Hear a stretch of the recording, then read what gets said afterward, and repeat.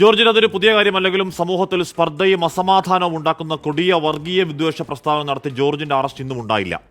രൂക്ഷമായ വിശദമായ വിമർശനങ്ങളോടെ ഹൈക്കോടതി മുൻകൂർ ജാമ്യം തള്ളിയതോടെ നോട്ടീസ് നൽകാൻ 2 തവണ പോലീസ് പിസിയുടെ വീട്ടിലെത്തിയെങ്കിലും ജോർജ് അവിടെ ഇല്ല, ഒളിവിൽ പോയെന്നാണ് സൂചന. തിങ്കളാഴ്ച മേൽക്കോടതിയെ സമീപിക്കാനാണ് തോന്നുന്നു പി.സി. ജോർജിന്റെ ആലോചന. ഏറ്റവും ഒടുവിൽ പരാതിയിൽ ഉടന്തടി അറസ്റ്റ് കണ്ടത് ബോബി ചെമ്മണ്ണൂരിൻ്റെതാണ്. അതിനു മുൻപ് പി.വി. അൻവറിന്റെയും രാഹുൽ മാങ്കൂട്ടത്തിന്റെയും ഒക്കെ വീട് വളഞ്ഞ് രാക്കാല അറസ്റ്റുകളും കണ്ടതാണ് കേരളം. വിദ്വേഷ വർത്താനം നിർത്താത്ത ജോർജിനോട് കേരള പോലീസിന് ഒരു സൗമനസ്യം എന്തിനാണ്? ഒളിവിൽ പോയത് പി.സി. ജോർജോ കേരള പോലീസോ? പ്രിയ പ്രേക്ഷകർക്ക് എൻകൗണ്ടർ പ്രൈമിലേക്ക് സ്വാഗതം.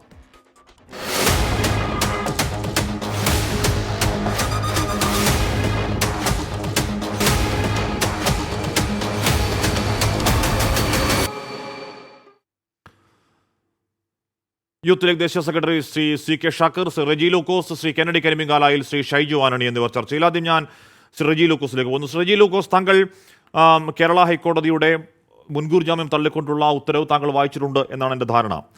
അതിരൂക്ഷമായ വിമർശനങ്ങൾ കോടതി പറയുകയാണ്. എന്തുകൊണ്ട് ഈ കേസിൽ ജാമ്യം കൊടുക്കാൻ കഴിയില്ലെന്നും ഈ പറയുന്ന പി.സി. ജോർജിൻ്റെ മുൻ പ്രസ്താവനകൾ ഓരോന്നോരോന്നായി എടുത്തു പറഞ്ഞുകൊണ്ട് crime number 677/2022, crime number 487/2022, crime number 349/2017, 49 എന്ന് പറഞ്ഞാൽ അസംഖ്യം പി.സി. ജോർജ് സമാനമായ രീതിയിൽ നടത്തിയ ഈ വിദ്വേഷ പ്രസ്താവനകളുടെ പ്രീസഡൻസ് എടുത്തു വെച്ചുകൊണ്ട് വളരെ വിശദമായ ഒരു ഉത്തരവാണ് ഹൈക്കോടതി ഇറക്കിയത്. ഹൈക്കോടതി ഉത്തരവിന് ശേഷവും എന്തുകൊണ്ടാണ് കേരള പോലീസിന് പി.സി. ജോർജിനെ അറസ്റ്റ് ചെയ്യണം എന്ന് തോന്നാത്തത്? ശ്രീ റെജി ലൂക്കോസ്. ഹാഷ്മി, അതിലുപരിയായിട്ട് ബഹുമാനപ്പെട്ട ഹൈക്കോടതിയുടെ പരാമർശമുണ്ട്. ഇദ്ദേഹം പി.സി. ജോർജിന് രാഷ്ട്രീയ പ്രവർത്തനം നടത്താൻ പോലുള്ള അവകാശമില്ലെന്ന് പറഞ്ഞു. അത് 100% കറക്റ്റാണ്. കാരണം പി.സി. ജോർജിനെ പോലെയുള്ളൊരു മാത്രം വിളമ്പുന്ന ഒരു ജീവി, അല്ലെങ്കിൽ മനുഷ്യൻ കേരളം പോലുള്ളൊരു എന്താ പറയുക, ഒരു കമ്മ്യൂണൽ ഹാർമണി ഉള്ള ഒരു സംസ്ഥാനത്ത് ജീവിച്ചിരിക്കുന്നത് പോലും ഈ രാഷ്ട്രീയ പ്രവർത്തനമായിട്ട് ജീവിക്കുന്നത്, അതായത് മറ്റർത്ഥത്തിലല്ല ജീവിച്ചിരിക്കുന്ന പോലും കേരളത്തിന് അവമാനം എന്നുള്ള കാര്യത്തിൽ യാതൊരു തർക്കവുമില്ല. അദ്ദേഹത്തിന്റെ വായിൽ നിന്ന വാക്കുകളെ അതിരൂക്ഷമായിട്ടാണ് ഹൈക്കോടതി ജാമ്യം നിഷേധിച്ചുകൊണ്ട് പ്രതികരിച്ചത്. പി.സി. ജോർജിനെ അറസ്റ്റ് ചെയ്യാനായിട്ട് കേരള പോലീസിന് എന്ത് മടിയെന്ന് നിങ്ങൾ പറയുന്നത്? പി.സി. ജോർജിന് ഒരു നിർണായക ഘട്ടത്തിൽ ഒരു ഇലക്ഷന്റെ സമയത്ത്, ഒരു തൃക്കാക്കര ഇലക്ഷൻ സമയത്ത് തന്നെ പി.സി. ജോർജിനെ കസ്റ്റഡിയിലെടുത്ത ചരിത്രമില്ല കേരള പോലീസിന്. അതുകൊണ്ട് കേരള പോലീസിന് എങ്ങനെയാണ് ഇക്കാര്യത്തിൽ നിങ്ങൾ കുറ്റപ്പെടുത്തുന്നത്? അന്ന് തൃക്കാക്കര ഇലക്ഷൻ നടക്കുമ്പോൾ അയാൾ BJP അടുത്ത് നിൽക്കുമായിരുന്നു. തൃക്കാക്കര ഇലക്ഷന് ഇങ്ങനെ മാർക്കറ്റ് ചെയ്താലും ഇല്ലെങ്കിലും അദ്ദേഹം അത് മുതലെടുപ്പ് BJP നടത്തുന്നു ഒന്നും കാണാതെ കൊണ്ട് തന്നെ തിരുവനന്തപുരം പോലീസ് വന്ന് പൊക്കിയെടുത്തുകൊണ്ട്, വീട്ടിൽ നിന്ന് പൊക്കിയെടുത്തുകൊണ്ട് അദ്ദേഹത്തെ കൊണ്ടുപോയി. പക്ഷേ അദ്ദേഹത്തിന് ഭാഗ്യവശാൽ അദ്ദേഹത്തിന് ജാമ്യം കിട്ടി. രണ്ടാമത് വീണ്ടും അദ്ദേഹത്തിന്റെ ഭാഗത്തു നിന്നൊരു വീഴ്ച ഉണ്ടായിട്ടുണ്ട്. ആ വീഴ്ചയുടെ ഫലമായിട്ടാണ് ഇപ്പം കേരള അന്ന് ഈ പറഞ്ഞ വന്ധ്യംകരണത്തിൽ പി.സി. ജോർജിന് തിയറി അവതരിപ്പിക്കലായിരുന്നു. മഹാവിവരക്കേട് പറയാതെ ജോർജ്, അത് പക്ഷേ വിവരക്കേടായിരുന്നു. ഇതങ്ങനെയല്ല, ഇത് പരമമായ വർഗീയത, പച്ചയ്ക്ക് വർഗീയത. ഒരു രാജ്യത്തെ, ഒരു മതവിഭാഗത്തെ മൊത്തം തീവ്രവാദികളും അവരെ പാകിസ്ഥാനിലോട്ട് പോടേ എന്നൊക്കെ പറയുന്ന അങ്ങേയറ്റം വൃത്തികേട് വർത്താനം പറഞ്ഞ ആളാണ് ജോർജ്. അത് കോടതി അതേ മട്ടിൽ കാണുന്നുണ്ട്. അപ്പോൾ അന്ന് വിവരക്കേട് പറഞ്ഞ് ജോർജിനെ പിടിച്ചകത്തിടാൻ പോലീസിന് അറിയാമെങ്കിൽ എന്തുകൊണ്ടാണ് ഇപ്പോൾ പോലീസിനത് കഴിയാതെ പോകുന്നത്? റെജി ലൂക്കോസ്. അല്ല, പോലീസ് ജാമ്യ വ്യവസ്ഥ ഹൈക്കോടതി നിരസിച്ച ഉടൻ തന്നെ പോലീസ് നോട്ടീസ് കൊടുത്തു. പി.സി. ജോർജ് സ്വാഭാവികമായിട്ട് മുങ്ങി.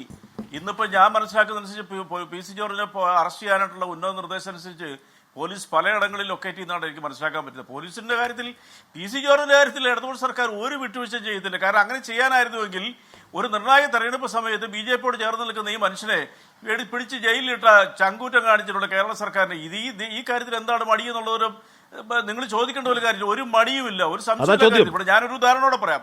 ഇവിടെ ബഹുമാനപ്പെട്ട നമ്മുടെ പ്രിയ നടൻ അതിനകത്ത് കേൾക്കോ, സിദ്ദിഖിന് ഇതുപോലെ തന്നെ ഹൈക്കോടതി ജാമ്യം നിഷേധിച്ചെങ്കിലും അദ്ദേഹത്തിന് സുപ്രീം കോടതിയിൽ അദ്ദേഹം ജാമ്യം ഹർജി നൽകി അദ്ദേഹത്തിന് അനുകൂലമായ വിധിയുണ്ടായി. അപ്പോൾ ഒരു ജാമ്യ ഹർജി നൽകുന്ന ഒരു കുറ്റവാളി ആ ജാമ്യം അല്ലെങ്കിൽ ഏതെങ്കിലും രീതിയിൽ കേസിന് പ്രതിയായ ഒരാൾ ജാമ്യം ഹർജിയിൽ കോടതി തീരുമാനിക്കുന്നതിനും വരെ അവരെ അറസ്റ്റ് ചെയ്യേണ്ട എന്നുള്ളൊരു സാമാന്യം, അത് നിയമപരമായിട്ടുള്ളൊന്നുമല്ല. അതിലൂടെ പാലിച്ചത് മാത്രമല്ല. അതുകൊണ്ട് പി.സി. ജോർജിന്റെ കാര്യത്തിൽ ഒരു വിട്ടുവീഴ്ചയും അല്ല റെജി ലൂക്കോസ്. അങ്ങനെയാണെങ്കിൽ ബോബി ചെമ്മണ്ണൂരിന് നൽകാമായിരുന്നല്ലോ. നമുക്കിതിന് മുൻകാല ചരിത്രം അല്ല റെജി ലൂക്കോസ്, അങ്ങനെയാണെങ്കിൽ ബോബി ചെമ്മണ്ണൂരിന് ഈ ആനുകൂല്യം നൽകാമായിരുന്നല്ലോ. അദ്ദേഹത്തിന് മുൻകൂർ ജാമ്യം കോടതിയിലേക്ക് പോകാനുള്ള സാവകാശം കൊടുക്കാമായിരുന്നല്ലോ. അങ്ങനെയല്ലോ ഉണ്ടായത്. ഹണി റോസിന്റെ പരാതിയിൽ ഒരു ഗുരുതരമാണ് എന്ന് പോലീസ് കണ്ടെത്തുന്നു. രാഷ്ട്രീയ തീരുമാനമുണ്ടാകുന്നു ബോബി ചെമ്മണ്ണൂരിനെ അറസ്റ്റ് ചെയ്താകത്തിട്ടില്ലേ? ശ്രീ റെജി ലൂക്കോസ്, അവിടെ കോടതി ഉത്തരവിന് 22-ാം ഖണ്ഡികയിൽ കോടതി തന്നെ പറയലാണ് കേട്ടോ. The apex court said that if a police officer before arrest in such cases has to be further satisfied പറഞ്ഞു വന്നിട്ട് പറയാണ്, the apex court never said that in serious cases the arrest is not necessary. എന്ന് പറയലാണ്. എന്ന് പറഞ്ഞാൽ arrest അനിവാര്യമല്ല എന്ന് അപ്പക്സോട് പറഞ്ഞിട്ടില്ല എന്ന് കോടതി പറയലാണ്. ശ്രീ റജി ലൂക്കോസ് ഈ കേസിൽ ഹൈക്കോടതിയിൽ വിശദമായ വാദം പൂർത്തിയാക്കി വിധി പറയാൻ വേണ്ടി മാറ്റിവെച്ച ഒറ്റ മിനിറ്റ് വിധി പറയാൻ വേണ്ടി മാറ്റിവെച്ചതാണ്. അടുത്ത ദിവസമാണ് വിധി ഉണ്ടായത്. ഈ വിധിക്ക് മുമ്പ് പി സി ജോർജിന്റെ മേൽ ഒരു കണ്ണ് വെക്കാൻ കേരള പോലീസിന് കഴിവില്ലെന്നാണോ അങ്ങ് കരുതുന്നത്? കേരള പോലീസ് പി സി എങ്ങോട്ടേക്ക് മുങ്ങുന്നു എന്ന് നോക്കാൻ സ്പെഷ്യൽ ബ്രാഞ്ചുകാർ ഇല്ലെന്നാണോ അങ്ങ് കരുതുന്നത് റജി ലൂക്കോസ്?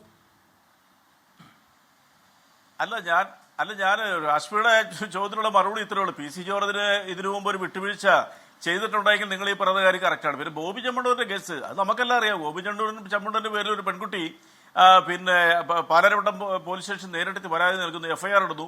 ഈ ഘട്ടങ്ങളിലൊന്നും ഈ മനുഷ്യൻ പിന്നെ ഒരു മുൻകൂർ ജാമ്യത്തിന് പോയിട്ടില്ല. അദ്ദേഹത്തിന് അറസ്റ്റ് ചെയ്യുന്നു, എഫ്ഐആർ ഇട്ടപ്പോൾ സ്ത്രീ സംബന്ധിച്ചുള്ള സ്വാഭാവികമായിട്ടൊരു പരിഗണനയുണ്ട്.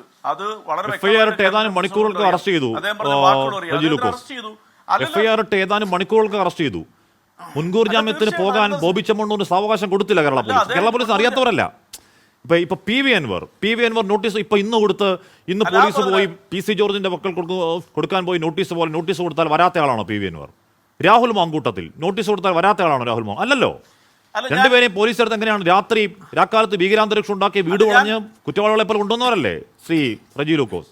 പോലീസിന് അറിയാത്തതല്ല ഒന്നും, വേണ്ടാന്ന് വെച്ചിട്ടാണ്. ആരാണ് വേണ്ടാന്ന് വെക്കുന്നത് റജി ലൂക്കോസ്? അല്ല എനിക്ക് ആഷ്മിയുടെ ചോദ്യമൊക്കെ വളരെ ന്യായമാണ്. എനിക്ക് ഒരിക്കലും മറുപടി ഉണ്ട്. എന്താ വെച്ചാൽ ബോബി ചെമ്മണ്ണൂരിനെ സംബന്ധിച്ചോളം ബോബി ചെമ്മണ്ണൂർ ജാമ്യം ഹർജി കൊടുക്കാനായിട്ട് ബോബി ചെമ്മണ്ണൂർ ഫ്രീ ആയിട്ട് പോകണം. അദ്ദേഹത്തിന് വക്കീലന്മാരുണ്ട്, അവർ കൊടുക്കേണ്ടതല്ലായിരുന്നു. അവർ കൊടുക്കാത്തതിന് ഇങ്ങനെ കേരള സർക്കാരിനെ കുറ്റപ്പെടുത്തുന്നത്.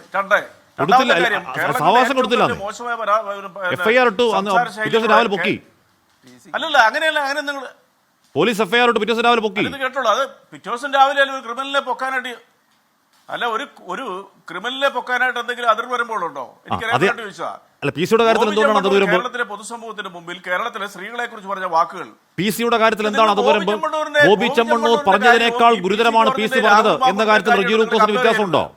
ബോബി ചെമ്മണ്ണൂർ പറഞ്ഞതിനേക്കാൾ അതിഗുരുതരമാണ് പി സി ജോർജ് പറഞ്ഞത് എന്ന കാര്യത്തിൽ റജി ലൂക്കോസിന് എന്തെങ്കിലും അഭിപ്രായ വ്യത്യാസമുണ്ടോ? ഒരു തർക്കമല്ല. പി സി ജോർജിനെ ന്യായീകരിക്കുക എന്ന് പറഞ്ഞാൽ എന്റെ സിരകളിൽ പോലും ഞാൻ എന്നോട് കാണിക്കുന്ന നീതിയോടായിരിക്കും. ഞാൻ കഴിഞ്ഞ ചർച്ചകളിലൊക്കെ പി സി ജോർജിനെ കസ്റ്റഡിയിലെടുക്കുന്നത് പറഞ്ഞ ഒരാളാ. കാരണം പി സി ജോർജ് ആരെയാണ് വെല്ലുവിളിച്ച്, ആരെയാണ് ഈ രാജ്യത്ത് നിന്ന് മറ്റൊരു രാജ്യത്തിലേക്ക് കടന്നു പോകണമെന്ന് പറയാനുള്ള പി സി ജോർജ് എന്ത് യോഗ്യതയുള്ള? പി സി ജോർജ് ഇന്ത്യൻ ഭരണഘടനയാണ് വെല്ലുവിളിച്ചിരിക്കുന്നത്. വെറും നിയമവ്യവസ്ഥ മാത്രമല്ല, ഇന്ത്യൻ ഭരണഘടനയാണ് അയാൾ വെല്ലുവിളിച്ചിരിക്കുന്നത്. ഈ രാജ്യത്തിന്റെ സമഗ്ര വികസനത്തിനും ഈ രാജ്യത്തിന്റെ സ്വാതന്ത്ര്യത്തിനും വലിയ രീതിയിലുള്ള സംഭാവന നൽകിയിട്ടുള്ള ഈ രാജ്യത്തെ എല്ലാ അവകാശങ്ങളും അർഹരായ ഒരു സ്വഭാവത്തിനെ നീ പോടെ പാകിസ്ഥാനിൽ എന്ന് പറഞ്ഞ വ്യക്തിയെ നിയമത്തിന്റെ ഒരു പരിരക്ഷ നൽകുന്നതിനോട് ഒരു യോജിപ്പും ഇല്ല. അത് ഞങ്ങൾക്ക് ആർക്കുമില്ല. നിങ്ങൾ ആ രീതിയിലൊന്നും വ്യാഖ്യാനിക്കരുതേ. ഞങ്ങളുടെയൊക്കെ ചർച്ചകൾ കണ്ടു നോക്കണം.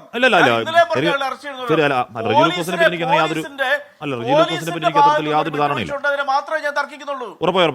റജി ലൂക്കോസിനെ പറ്റി ഏതെങ്കിലും തരത്തിൽ അബോധത്തിൽ പോലും പി സിക്ക് അനുകൂലമായി നിൽക്കും എന്ന കാര്യത്തിലേക്ക് തർക്കമില്ല. നിൽക്കില്ല. അതെ ഉറപ്പായും. പക്ഷെ കെനഡി കരിമിങ്ങാലയിൽ ഇവിടെ പി സി ജോർജ് എന്ന് പറയുന്ന അന്ന് അറസ്റ്റ് ചെയ്യുമ്പോൾ പി സി ജോർജ് കേരള ജനപക്ഷമാണ് കേട്ടോ. ഇന്ന് പി സി ജോർജിന്റെ പാർട്ടി ബി ജെ പി ആണ്. ബി ജെ പി മാത്രമല്ല, ബി ജെ പിയുടെ സംസ്ഥാന ഉപാധ്യക്ഷനാണ് ഇപ്പോൾ പി സി ജോർജ്. ഈ വിഷയത്തിൽ ചർച്ചയ്ക്ക് വരാൻ തയ്യാറല്ല ബി ജെ പി. എന്തുകൊണ്ടാണ്? പി സി ജോർജ് പറഞ്ഞ അങ്ങേയറ്റത്തെ വൃത്തികെട്ട വാക്കുകൾ ഡിഫെൻഡ് ചെയ്യാൻ ബി ജെ പി കഴിയില്ല. അദ്ദേഹത്തിന്റെ മകൻ ഷോൺ ജോർജ് ഞാൻ ചർച്ചയ്ക്ക് വിളിച്ചിരിക്കാൻ ചോദിച്ചു. ഷോൺ പറഞ്ഞ എന്താണ്? ബി ജെ പി പറഞ്ഞു ഇന്ന് ചർച്ചയ്ക്ക് പോകേണ്ടതില്ല എന്ന് പറഞ്ഞാൽ സ്വന്തം മകനെ പോലും സ്വന്തം പിതാവ് പറയുന്നതിന് ഡിഫെൻഡ് ചെയ്യാൻ കൊണ്ടിരുത്താൻ ബി ജെ പി തയ്യാറല്ല. അത്രത്തോളം നികൃഷ്ടമായ തള്ളിപ്പറയേണ്ട നിരാകരിക്കേണ്ട ഒരു പ്രസ്താവന പി സി ജോർജ് നടത്തിയതിൽ എന്തുകൊണ്ട് അറസ്റ്റ് ഉണ്ടാവുന്നില്ല എന്നാണ് കെന്നഡിയുടെ ഒരു ധാരണ.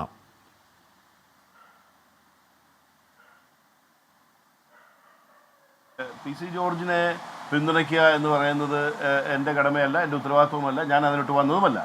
പക്ഷേ നമ്മൾ ഒരു കാര്യത്തെക്കുറിച്ച് ചർച്ച ചെയ്യുമ്പോൾ അതിൻ്റെ എല്ലാ വിഷയങ്ങളും എല്ലാ വശങ്ങളും നോക്കി എല്ലാ കോണ്ടെക്സ്റ്റും നോക്കി വേണം അത് ചർച്ച ചെയ്യാൻ. അതല്ലെങ്കിൽ വളരെ ബയസ്ഡ് ആയി പോകും. കാരണം നമുക്ക് ഒരാളെ പി സി ജോർജ് കുറ്റം ചെയ്തില്ല എന്നല്ല ഞാൻ പറഞ്ഞു വരുന്നത്. പക്ഷേ അയാൾ എന്ത് ചെയ്തു, എങ്ങനെ ചെയ്തു എന്ന് പറയുമ്പോഴാണ് സത്യസന്ധമായ ഒരു മാധ്യമപ്രവർത്തനവും സത്യസന്ധമായ ഒരു കമ്മ്യൂണിക്കേഷനും നമ്മൾ ആളുകൾ തമ്മിലുണ്ടാകുക. ഓരോ തവണയും ഇപ്പോൾ കോടതി പറഞ്ഞത് ശരിയാണ്, ഒറ്റ കേൾവിക്ക് ഇയാൾ പലതവണയായി ഈ കുറ്റം ആവർത്തിക്കുന്നു. ശരിയല്ലേ? ശരിയാണ്. കോടതി പലതവണ ഇപ്പം ഈ മുമ്പ് ആൻറ്റിസിപ്പേറ്ററി ബെയിൽ മൂവ് ചെയ്തപ്പോഴും അതിനകത്തും പറഞ്ഞതാണ് ഈ കുറ്റം ഇനി ആവർത്തിക്കരുത്. ശരിയല്ലേ? ശരിയാണ്. പക്ഷേ ഇതിൽ എന്നെ തടസ്സപ്പെടുത്താതെ ഒന്ന് ജനവുമായി ഒന്ന് കമ്മ്യൂണിക്കേറ്റ് ചെയ്യാൻ എന്നെ അനുവദിക്കണം കാശ്മീർ. അതായത് നമ്മളിത് ചർച്ച ചെയ്യുമ്പോൾ NIA കേരളത്തിൽ വന്ന് പോപ്പുലർ ഫ്രണ്ടുകാരെ ഓടിച്ചിട്ട് തൂക്കുന്ന ഒരു ദിവസം, നമ്മുടെ റൌഫിനെയൊക്കെ തൂക്കുന്ന ദിവസമാണെന്ന് കൂട്ടിക്കോ. അന്ന് ചാനൽ ചർച്ചയിലുണ്ട്. അപ്പോൾ ചാനൽ ചർച്ചയിൽ പി സി ജോർജ് ഇരിപ്പുണ്ടെന്ന് കരുതുക. പി സി ജോർജ് ഇവിടെ NIA വന്ന് പോപ്പുലർ ഫ്രണ്ടുകാരെ തൂക്കുന്നു. അവലും മലരും പറഞ്ഞ വിഷയം, ആ വിഷയത്തിൽ ഉഗ്രമായ പ്രശ്നത്തോടു കൂടി ചാനലുകൾ ചർച്ച ചെയ്ത ദിവസം പി സി ജോർജ് ചർച്ചയിൽ ഇരിപ്പുണ്ട്. ജോസഫ് സാറിൻ്റെ കൈവെട്ടിയ ദിവസം, ഞാനൊരു എക്സാമ്പിൾ പറയുകയാണ്, അന്ന് ചർച്ചയ്ക്ക് ഇരിപ്പുണ്ട്. അതുപോലെ ഇതുപോലുള്ള ഇപ്പോൾ കഴിഞ്ഞ കുറച്ച് ദിവസം മുമ്പ് നല്ല ഒറിജിനൽ പത്തരമാറ്റ് ബംഗ്ലാദേശുകാരെ കേരളത്തിൻ്റെ പല ഭാഗങ്ങളിൽ നിന്ന് പോലീസ് തൂക്കി. ഇത് ചർച്ച ചെയ്യുന്ന ദിവസം സ്വാഭാവികമായും ഈ ആളുകളെല്ലാം, ഈ ഒരു വശത്തെ ആളുകളെല്ലാം ഒരു കമ്മ്യൂണിറ്റിയുടെ ആണെന്നുള്ളത് ഹാഷ്മിക്കും അറിയാം, എന്നെ കേൾക്കുന്നവർക്കും അറിയാം. സ്വാഭാവികമായും സംസാരിച്ചു വരുമ്പോൾ അവരെ അങ്ങനെ കണക്ട് ചെയ്ത് പറയുകയും ഇവരെല്ലാം എന്ന് ഉദ്ദേശിക്കുന്നത് ഈ വക ആളുകളെയാണ്, അല്ലാതെ മൊത്തം ആളുകളെയല്ല. അങ്ങനെ പറഞ്ഞെങ്കിൽ അത് തെറ്റ് തന്നെ. കെന്നഡി കരിമ്പിക്കാല ഞാൻ ഇപ്പൊ ജോസഫ് മാഷിന്റെ കൈവെട്ടിയ കാര്യത്തിന്റെ കാര്യത്തിൽ അന്ന് പി സി ജോർജ് ചർച്ചയ്ക്കിരുന്ന കാര്യം പറഞ്ഞുകൊണ്ട് ഞാൻ പറയുന്നതാണ്. പി സി ജോർജ് ആ വിഷയത്തിൽ അതിനുശേഷമുള്ള അതിന്റെ തുടർച്ചയിൽ പി സി പറയുന്നത്, കെന്നഡി കരിമ്പിക്കാല എന്താണ്, ജോസഫ് മാഷിന്റെ കൈയല്ല തല വെട്ടണമെന്നാണ് പറയുന്നത്. താങ്കൾ ഈ പറയുന്ന താങ്കളുടെ മനസ്സിലുള്ള ഏതെങ്കിലും ഒരു മതവിഭാഗത്തിൽപ്പെട്ട ആളല്ല ജോർജ്, ആണോ കെന്നഡി? താങ്കൾ യോജിക്കുന്നുണ്ടോ ജോസഫ് മാഷിനെ പറ്റി പറയുന്നതിനോട്? അല്ല, ഞാൻ പറഞ്ഞല്ലോ ഞാൻ ജോർജിനെ ഡിഫെൻഡ് ചെയ്യുക എന്നുള്ള ഉദ്ദേശത്തിലല്ല പറയുന്നത്. താങ്കൾ ഇപ്പൊ പറഞ്ഞതേ ഉള്ളൂ. ജോസഫ് മാഷിന്റെ കൈവെട്ടിയ സമയത്ത് പി സി ജോർജ് ചർച്ചയിൽ വന്നിരുന്ന് കാണുന്നത് മൊത്തം ഏതൊരു വിഭാഗത്തെയാണ്, അങ്ങനെ പറഞ്ഞതേ ഉള്ളൂ. ജോസഫ് മാഷിനെ പറ്റി ഇത്തരത്തിലുള്ള വൃത്തികേട് ജോർജ് അല്ലാതെ മറ്റാരെങ്കിലും പറഞ്ഞ് താങ്കൾ കേട്ടിട്ടുണ്ടോ? ഏതെങ്കിലും SDPI പറഞ്ഞ് താങ്കൾ കേട്ടുണ്ടോ? ഇപ്പൊ കൈവെട്ടിയക്കാർ SDPI ആണല്ലോ, അവർ പറഞ്ഞു കേട്ടുണ്ടോ ജോസഫ് മാഷിന്റെ കൈയല്ല തലയാവട്ടെ പറഞ്ഞു കേട്ടുണ്ടോ താങ്കൾ? ഉണ്ടോ? ഞാൻ പറയട്ടെ, അല്ല, എന്തുകൊണ്ടാണ് പി സി ജോർജ് മാത്രമല്ലല്ലോ, സഭയുടെ നിലപാട് എന്തായിരുന്നു ആ സമയത്ത്? നമ്മൾ അതൊക്കെ വേറെ കെന്നഡി സഭയുടെ നിലപാട് എന്തായിരുന്നു? താങ്കൾ എടുത്തിട്ട വിഷയം സഭയുടെ നിലപാട് എന്തായിരുന്നു? എന്താ എനിക്കറിയില്ല. എന്തായിരുന്നു നിലപാട്? സഭയുടെ നിലപാട് SDPIക്കെതിരെയോ ഈ കമ്മ്യൂണിറ്റിക്കെതിരെയോ ഒന്നും പറഞ്ഞില്ല. ഈ ജോസഫ് സാറിനെതിരെയുള്ള നിലപാടെടുത്തു. ജോസഫ് സാറിനെ പിരിച്ചുവിട്ടു. സലോമി ആത്മഹത്യ ചെയ്തു. ഇതിനൊക്കെ എന്താ കാരണം? പച്ചയ്ക്ക് ഞാൻ പറയാം, ഭയം. ഈ കമ്മ്യൂണിറ്റിയെ ഭയപ്പെട്ടിട്ട് പേടിയായിരുന്നോ? ഒരു മടിയില്ല. ആ കാലഘട്ടം മാറി. അങ്ങനെ പോലെ താങ്കൾ തന്നെയാണ് ജോസഫ് മാഷിന്റെ കൈവെട്ട് കേസ് എടുത്തിട്ടത് കേട്ടോ. ജോസഫ് മാഷിന്റെ കൈയല്ല തലവെട്ട നിലപാട് സ്വീകരിച്ച് മറ്റൊരു നേതാവിന് പറയാം. ശ്രീ കെന്നഡി കരിമ്പിങ്കാലയിൽ ജോസഫ് മാഷിന്റെ കൈയല്ല തലവെട്ടണമെന്ന അങ്ങേയറ്റത്തെ വൃത്തികെട്ട, അങ്ങേയറ്റത്തെ തീവ്രവാദ നിലപാട് സ്വീകരിച്ച മറ്റൊരു നേതാവിന്റെ പേര് താങ്കൾക്ക് പറയാമോ? താങ്കൾക്ക് പറയാമോ? എന്തിനാ ഞാനൊരു പുരോഹിതന്റെ പേര് പറഞ്ഞു തരാമല്ലോ. ഫാദർ നോബിൾ പാറക്കൽ ലേഖനം എഴുതിയല്ലോ അങ്ങനെ കഴുത്ത് വെട്ടണമെന്ന്. കാര്യം ഈ ഒരു സമൂഹത്തിനെ ഭയപ്പെട്ടാണ്, ഭയമാണ്. ആ സ്ഥാപനം ന്യൂമാൻസ് കോളേജിൽ നടത്തിക്കൊണ്ടു പോകാൻ കഴിയില്ല. അവർ കൈവെട്ടും വെട്ടിയ രീതി തന്നെ തിരിച്ചിട്ടാ വെട്ടിയേ. ഇതൊക്കെ ജനത്തിനറിയാം. കെന്നഡി ഇരട്ടച്ചങ്കം പി സി ജോർജ് ഇപ്പൊ പറഞ്ഞറിയോ? സത്യം കെന്നഡി ഇരട്ടച്ചങ്കം പി സി അന്ന് പറഞ്ഞത് കൈവെട്ടിയത് പോരാ, കാലൂടെ വെട്ടണം, തലയോടെ വെട്ടണം, ദൈവത്തിന്റെ ശാപോ എന്നൊക്കെയാണ് ഈ മഹാൻ പറഞ്ഞത്. കെന്നഡി കരിമ്പിങ്കാലയിൽ താങ്കൾ ഈ പറയുന്ന PFI എന്ന് പറയുന്ന ഇപ്പോൾ നിരോധ സംഘടനയുടെ വേദിയിൽ പോയി പ്രസംഗിച്ച പി സി അല്ലാതെ മറ്റൊരൊറ്റ നേതാവിന്റെ പേര് താങ്കൾക്ക് പറയാവോ? അവർ ഐക്യദാർഢ്യം പ്രഖ്യാപിച്ച മറ്റൊരു നേതാവിന്റെ പേര് താങ്കൾക്ക് പറയാവോ? SDPIയുടെ വോട്ട് മാത്രം വാങ്ങി വിജയിച്ചു മറ്റൊരു MLA യുടെ പേര് താങ്കൾക്ക് പറയാവോ? അതിന് നന്ദി പറഞ്ഞ് SDPIയുടെ യോഗത്തിൽ പോയി അവരെ വാനോളം പുകഴ്ത്തിയ മറ്റൊരു നേതാവിന്റെ പേര് താങ്കൾക്ക് പറയാവോ? കെന്നഡി അല്ല, SDPIയുടെ വോട്ട് മേടിച്ചിട്ട് ഇവിടെ ഒരുപാട് പാർട്ടികൾ, SDPIയുടെ വോട്ട് മേടിച്ച് ഇവിടെ ഒരുപാട് പാർട്ടികൾ അങ്ങനെയല്ല. പരസ്യമായി ഞാൻ ജയിച്ച SDPI വോട്ട് കൊണ്ടാണ് എന്ന് പറഞ്ഞ മറ്റൊരു MLA കാണിക്കാവോ സാറേ? പരസ്യമായി ഞാൻ ജയിച്ചത് SDPIയുടെ വോട്ട് കൊണ്ടാണ്, അതിന് ഞാൻ SDPIക്ക് എൻ്റെ മരണത്തോളം കടപ്പെട്ടവരാണ് എന്ന് പറഞ്ഞാൽ പ്ലാത്തോട്ടത്തിൽ ജോർജ് എൻ്റെ പിതാവാവുന്നിടത്തോളം കാലം ഞാൻ SDPIയുടെ പിന്തുണ അവരോട് കൂറുള്ളവരാണ് എന്ന് പറഞ്ഞ മറ്റൊരു രാഷ്ട്രീയ നേതാവിനെ കാണിക്കാവോ? ശരിയാണ്, അങ്ങനെ പറഞ്ഞ ആൾ തന്നെ പിന്നെ തിരിച്ചും പറയുന്നത് നമ്മൾ കേട്ടതാണ്. അതുകൊണ്ട് അതൊരു എന്താ പറയുന്നത്, ഒരു നല്ല പൊളിറ്റിക്സ് ആണ് എന്ന് നമുക്ക് ആർക്കും കരുതാൻ കഴിയില്ല. ബട്ട് നമ്മൾ പറഞ്ഞു വരുന്ന വിഷയം അതല്ലല്ലോ. ഏത് കോണ്ടെക്സ്റ്റിലാണ് ഇതിങ്ങനെ പറഞ്ഞതെന്നുള്ളതാണ്. അവർ ഈ സമൂഹത്തിൽ കഴിഞ്ഞ ആഴ്ച ആനപ്പുറത്ത് ഈ ഇസ്രായേൽ ഹനിയ അടക്കം ഹമാസിൻ്റെയും ഹിസ്ബുള്ളയുടെയും ജെയ്ഷെ മുഹമ്മദിൻ്റെയും ഒക്കെ ലോകോത്തര കുറ്റവാളികളുടെ ഫോട്ടോ എടുത്ത് ആനപ്പുറത്ത് വെച്ച് എഴുന്നള്ളിക്കുന്നത് സമൂഹത്തെ ഭയപ്പെടുത്താൻ അല്ലെങ്കിൽ ജനത്തെ കൊള്ളിക്കാൻ അല്ലെങ്കിൽ ഞങ്ങൾ ആരാണെന്ന് മനസ്സിലാക്കിക്കോണം. ആരാണ് ചെയ്തത് എന്ന് കാണിക്കാൻ അല്ലെങ്കിൽ കെന്നഡി ആരാണ് ചെയ്തത്? എന്തിനാ ഹാഷ്മി അത്? അതാരാ ചെയ്തത്? അറിയില്ല ഹാഷ്മി. ആരാ? ഏതോ ചാരിറ്റി ഓർഗനൈസേഷൻസാ, ഏതോ ചാരിറ്റി. ഏത് പരിപാടിയിലാ? അതിന്റെ പിറയിൽ എനിക്ക് തോന്നുന്നു മാമൗസ മുങ്ങിയ ആൾക്കാരായിരിക്കും. ഏത് പരിപാടിയിലാ കെന്നഡി? ഏത് പരിപാടിയിലാ? സ്വയം പൊട്ടനാവാതെ ഏത് പരിപാടിയിലാ? ജനം കേൾക്കുകയല്ലേ ഹാഷ്മി? ഹാഷ്മി, ജനം കേൾക്കുകയല്ലേ? താങ്കൾക്കത് അറിയാമോ? ഇവരെ ഈ ഒരു സമുദായത്തിനല്ലാതെ താങ്കൾക്ക് സംഭവം അറിയാമോ? ഏത് പരിപാടിയിലാന്ന് പറയാൻ ധൈര്യമുണ്ടോ കെന്നഡിക്ക്? ഏത് സംഭവം താങ്കൾ ഈ പറഞ്ഞത് താങ്കൾ ഈ അല്ലല്ല താങ്കൾ ഗോൾ പോസ്റ്റ് മാറ്റല്ലേ?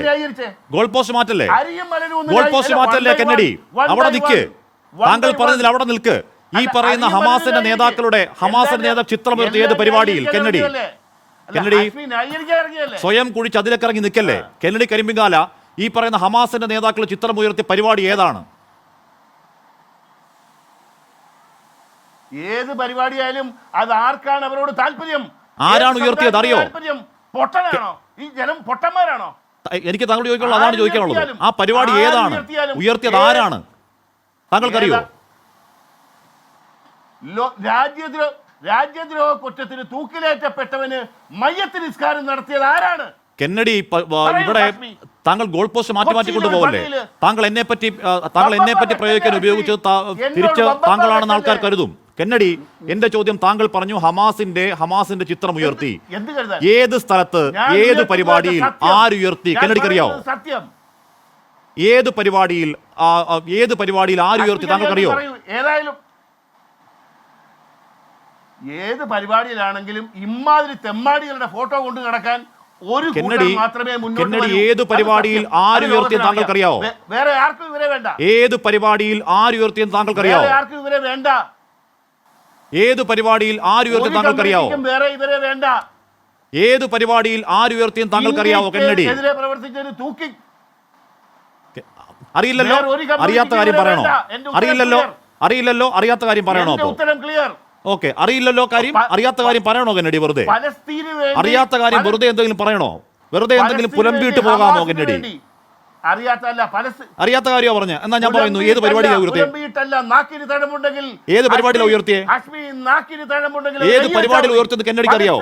പലസ്തീനു വേണ്ടി, ഹമാസിന് വേണ്ടി പരസ്യമായി ഹമാസിന് വേണ്ടി പ്രാർത്ഥനയിൽ ഉൾപ്പെടുത്തിക്കൊണ്ട് വെള്ളിയാഴ്ച ഏത് സമൂഹമാണ്? ഹമാസിന്റെ കാര്യത്തിൽ രാജ്യത്തിന്റെ നിലപാട് എന്താണ് കെന്നഡി?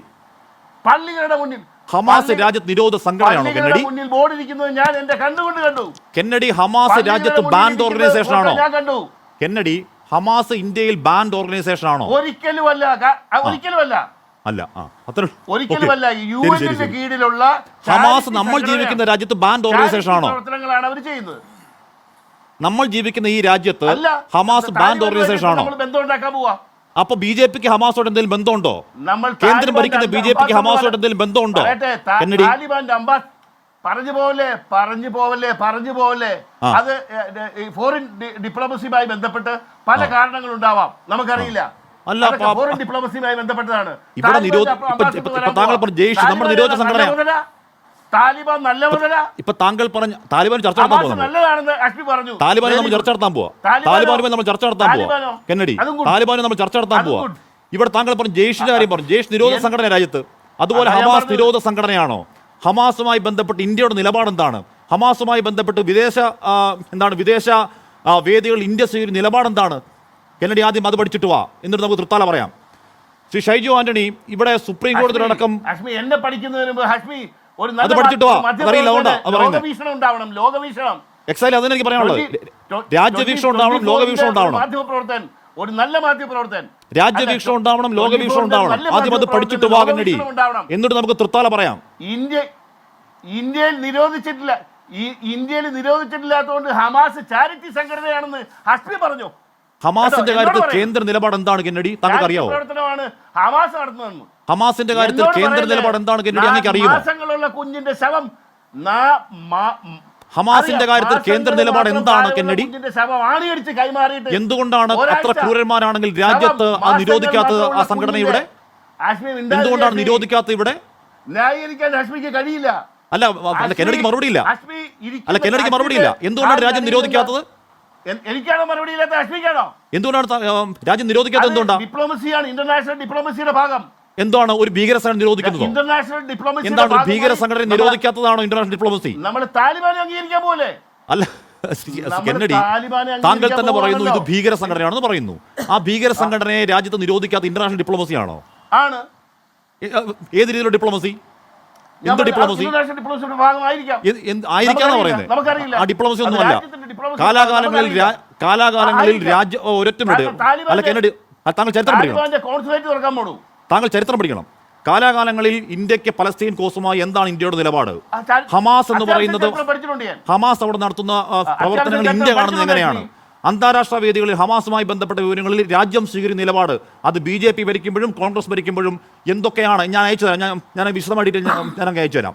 ഷൈജു ആന്റണി ഇവിടെ സുപ്രീം കോടതി ഡയറക്റ്റീവ് വളരെ വ്യക്തമായി തന്നെ BV നാഗരത്തിനടക്കം ഒരു ഗൈഡ് ലൈൻ ഇപ്പോൾ ഈ രീതിയിൽ എന്താണ് ഈ രീതിയിൽ വർഗീയ പ്രസ്താവന, വിദ്വേഷ പ്രസ്താവന ഉണ്ടാവുകയാണെങ്കിൽ FIR പോലും വേണ്ട, അറസ്റ്റ് എന്നാണ് പറയുന്നത്. കടുത്ത നടപടി ഉണ്ടാവണം എന്ന് പറയുകയാണ് സുപ്രീം കോടതി. ഒന്നല്ല പലയാവർത്തി ഇവിടെ PC ജോർജ് എന്ന് പറയുന്ന ഒരു മഹാൻ ഒന്നല്ല പലയാവർത്തി വെള്ളത്തിന് തീ പിടിക്കുന്ന ഈ വൃത്തികെട്ട വർത്തമാനം പറഞ്ഞുകൊണ്ടേയിരിക്കുന്നു. കേരള പോലീസിന് അയാളെ കണ്ടെത്താൻ കഴിയുന്നില്ല. ഷൈജു ഒരിക്കൽ കണ്ടെത്തിയതാണ്, അന്ന് അറസ്റ്റ് ചെയ്ത് ഇങ്ങോട്ട് കൊണ്ടുവന്നതാണ്. നേരത്തെ റെജി ലൂക്കോസ് പറയുന്ന പോലെ തൃക്കാക്കരയിൽ BJP അത് വോട്ടാക്കാൻ നോക്കിയതാണ്. അവരുടെ വോട്ട് 21,000-ൽ നിന്ന് കുത്തനെടിഞ്ഞത്ര 12,000 ചില്ലുവാൻ വോട്ട് ഇടിയാ BJPക്ക് ജോർജിനെ അവിടെ ഇറക്കിയത്. എന്തുകൊണ്ടാണ് അറസ്റ്റ് ചെയ്യാൻ പഠിക്കുന്നത്? ഷൈജു, ഹാഷ്മി, ഞാനൊരു കാര്യം പറയാം. ഈ PC ജോർജ് എന്ന് പറഞ്ഞാൽ വളരെ സീസൺഡ് ആയിട്ടുള്ള ഒരു പൊളിറ്റീഷ്യനാണ്.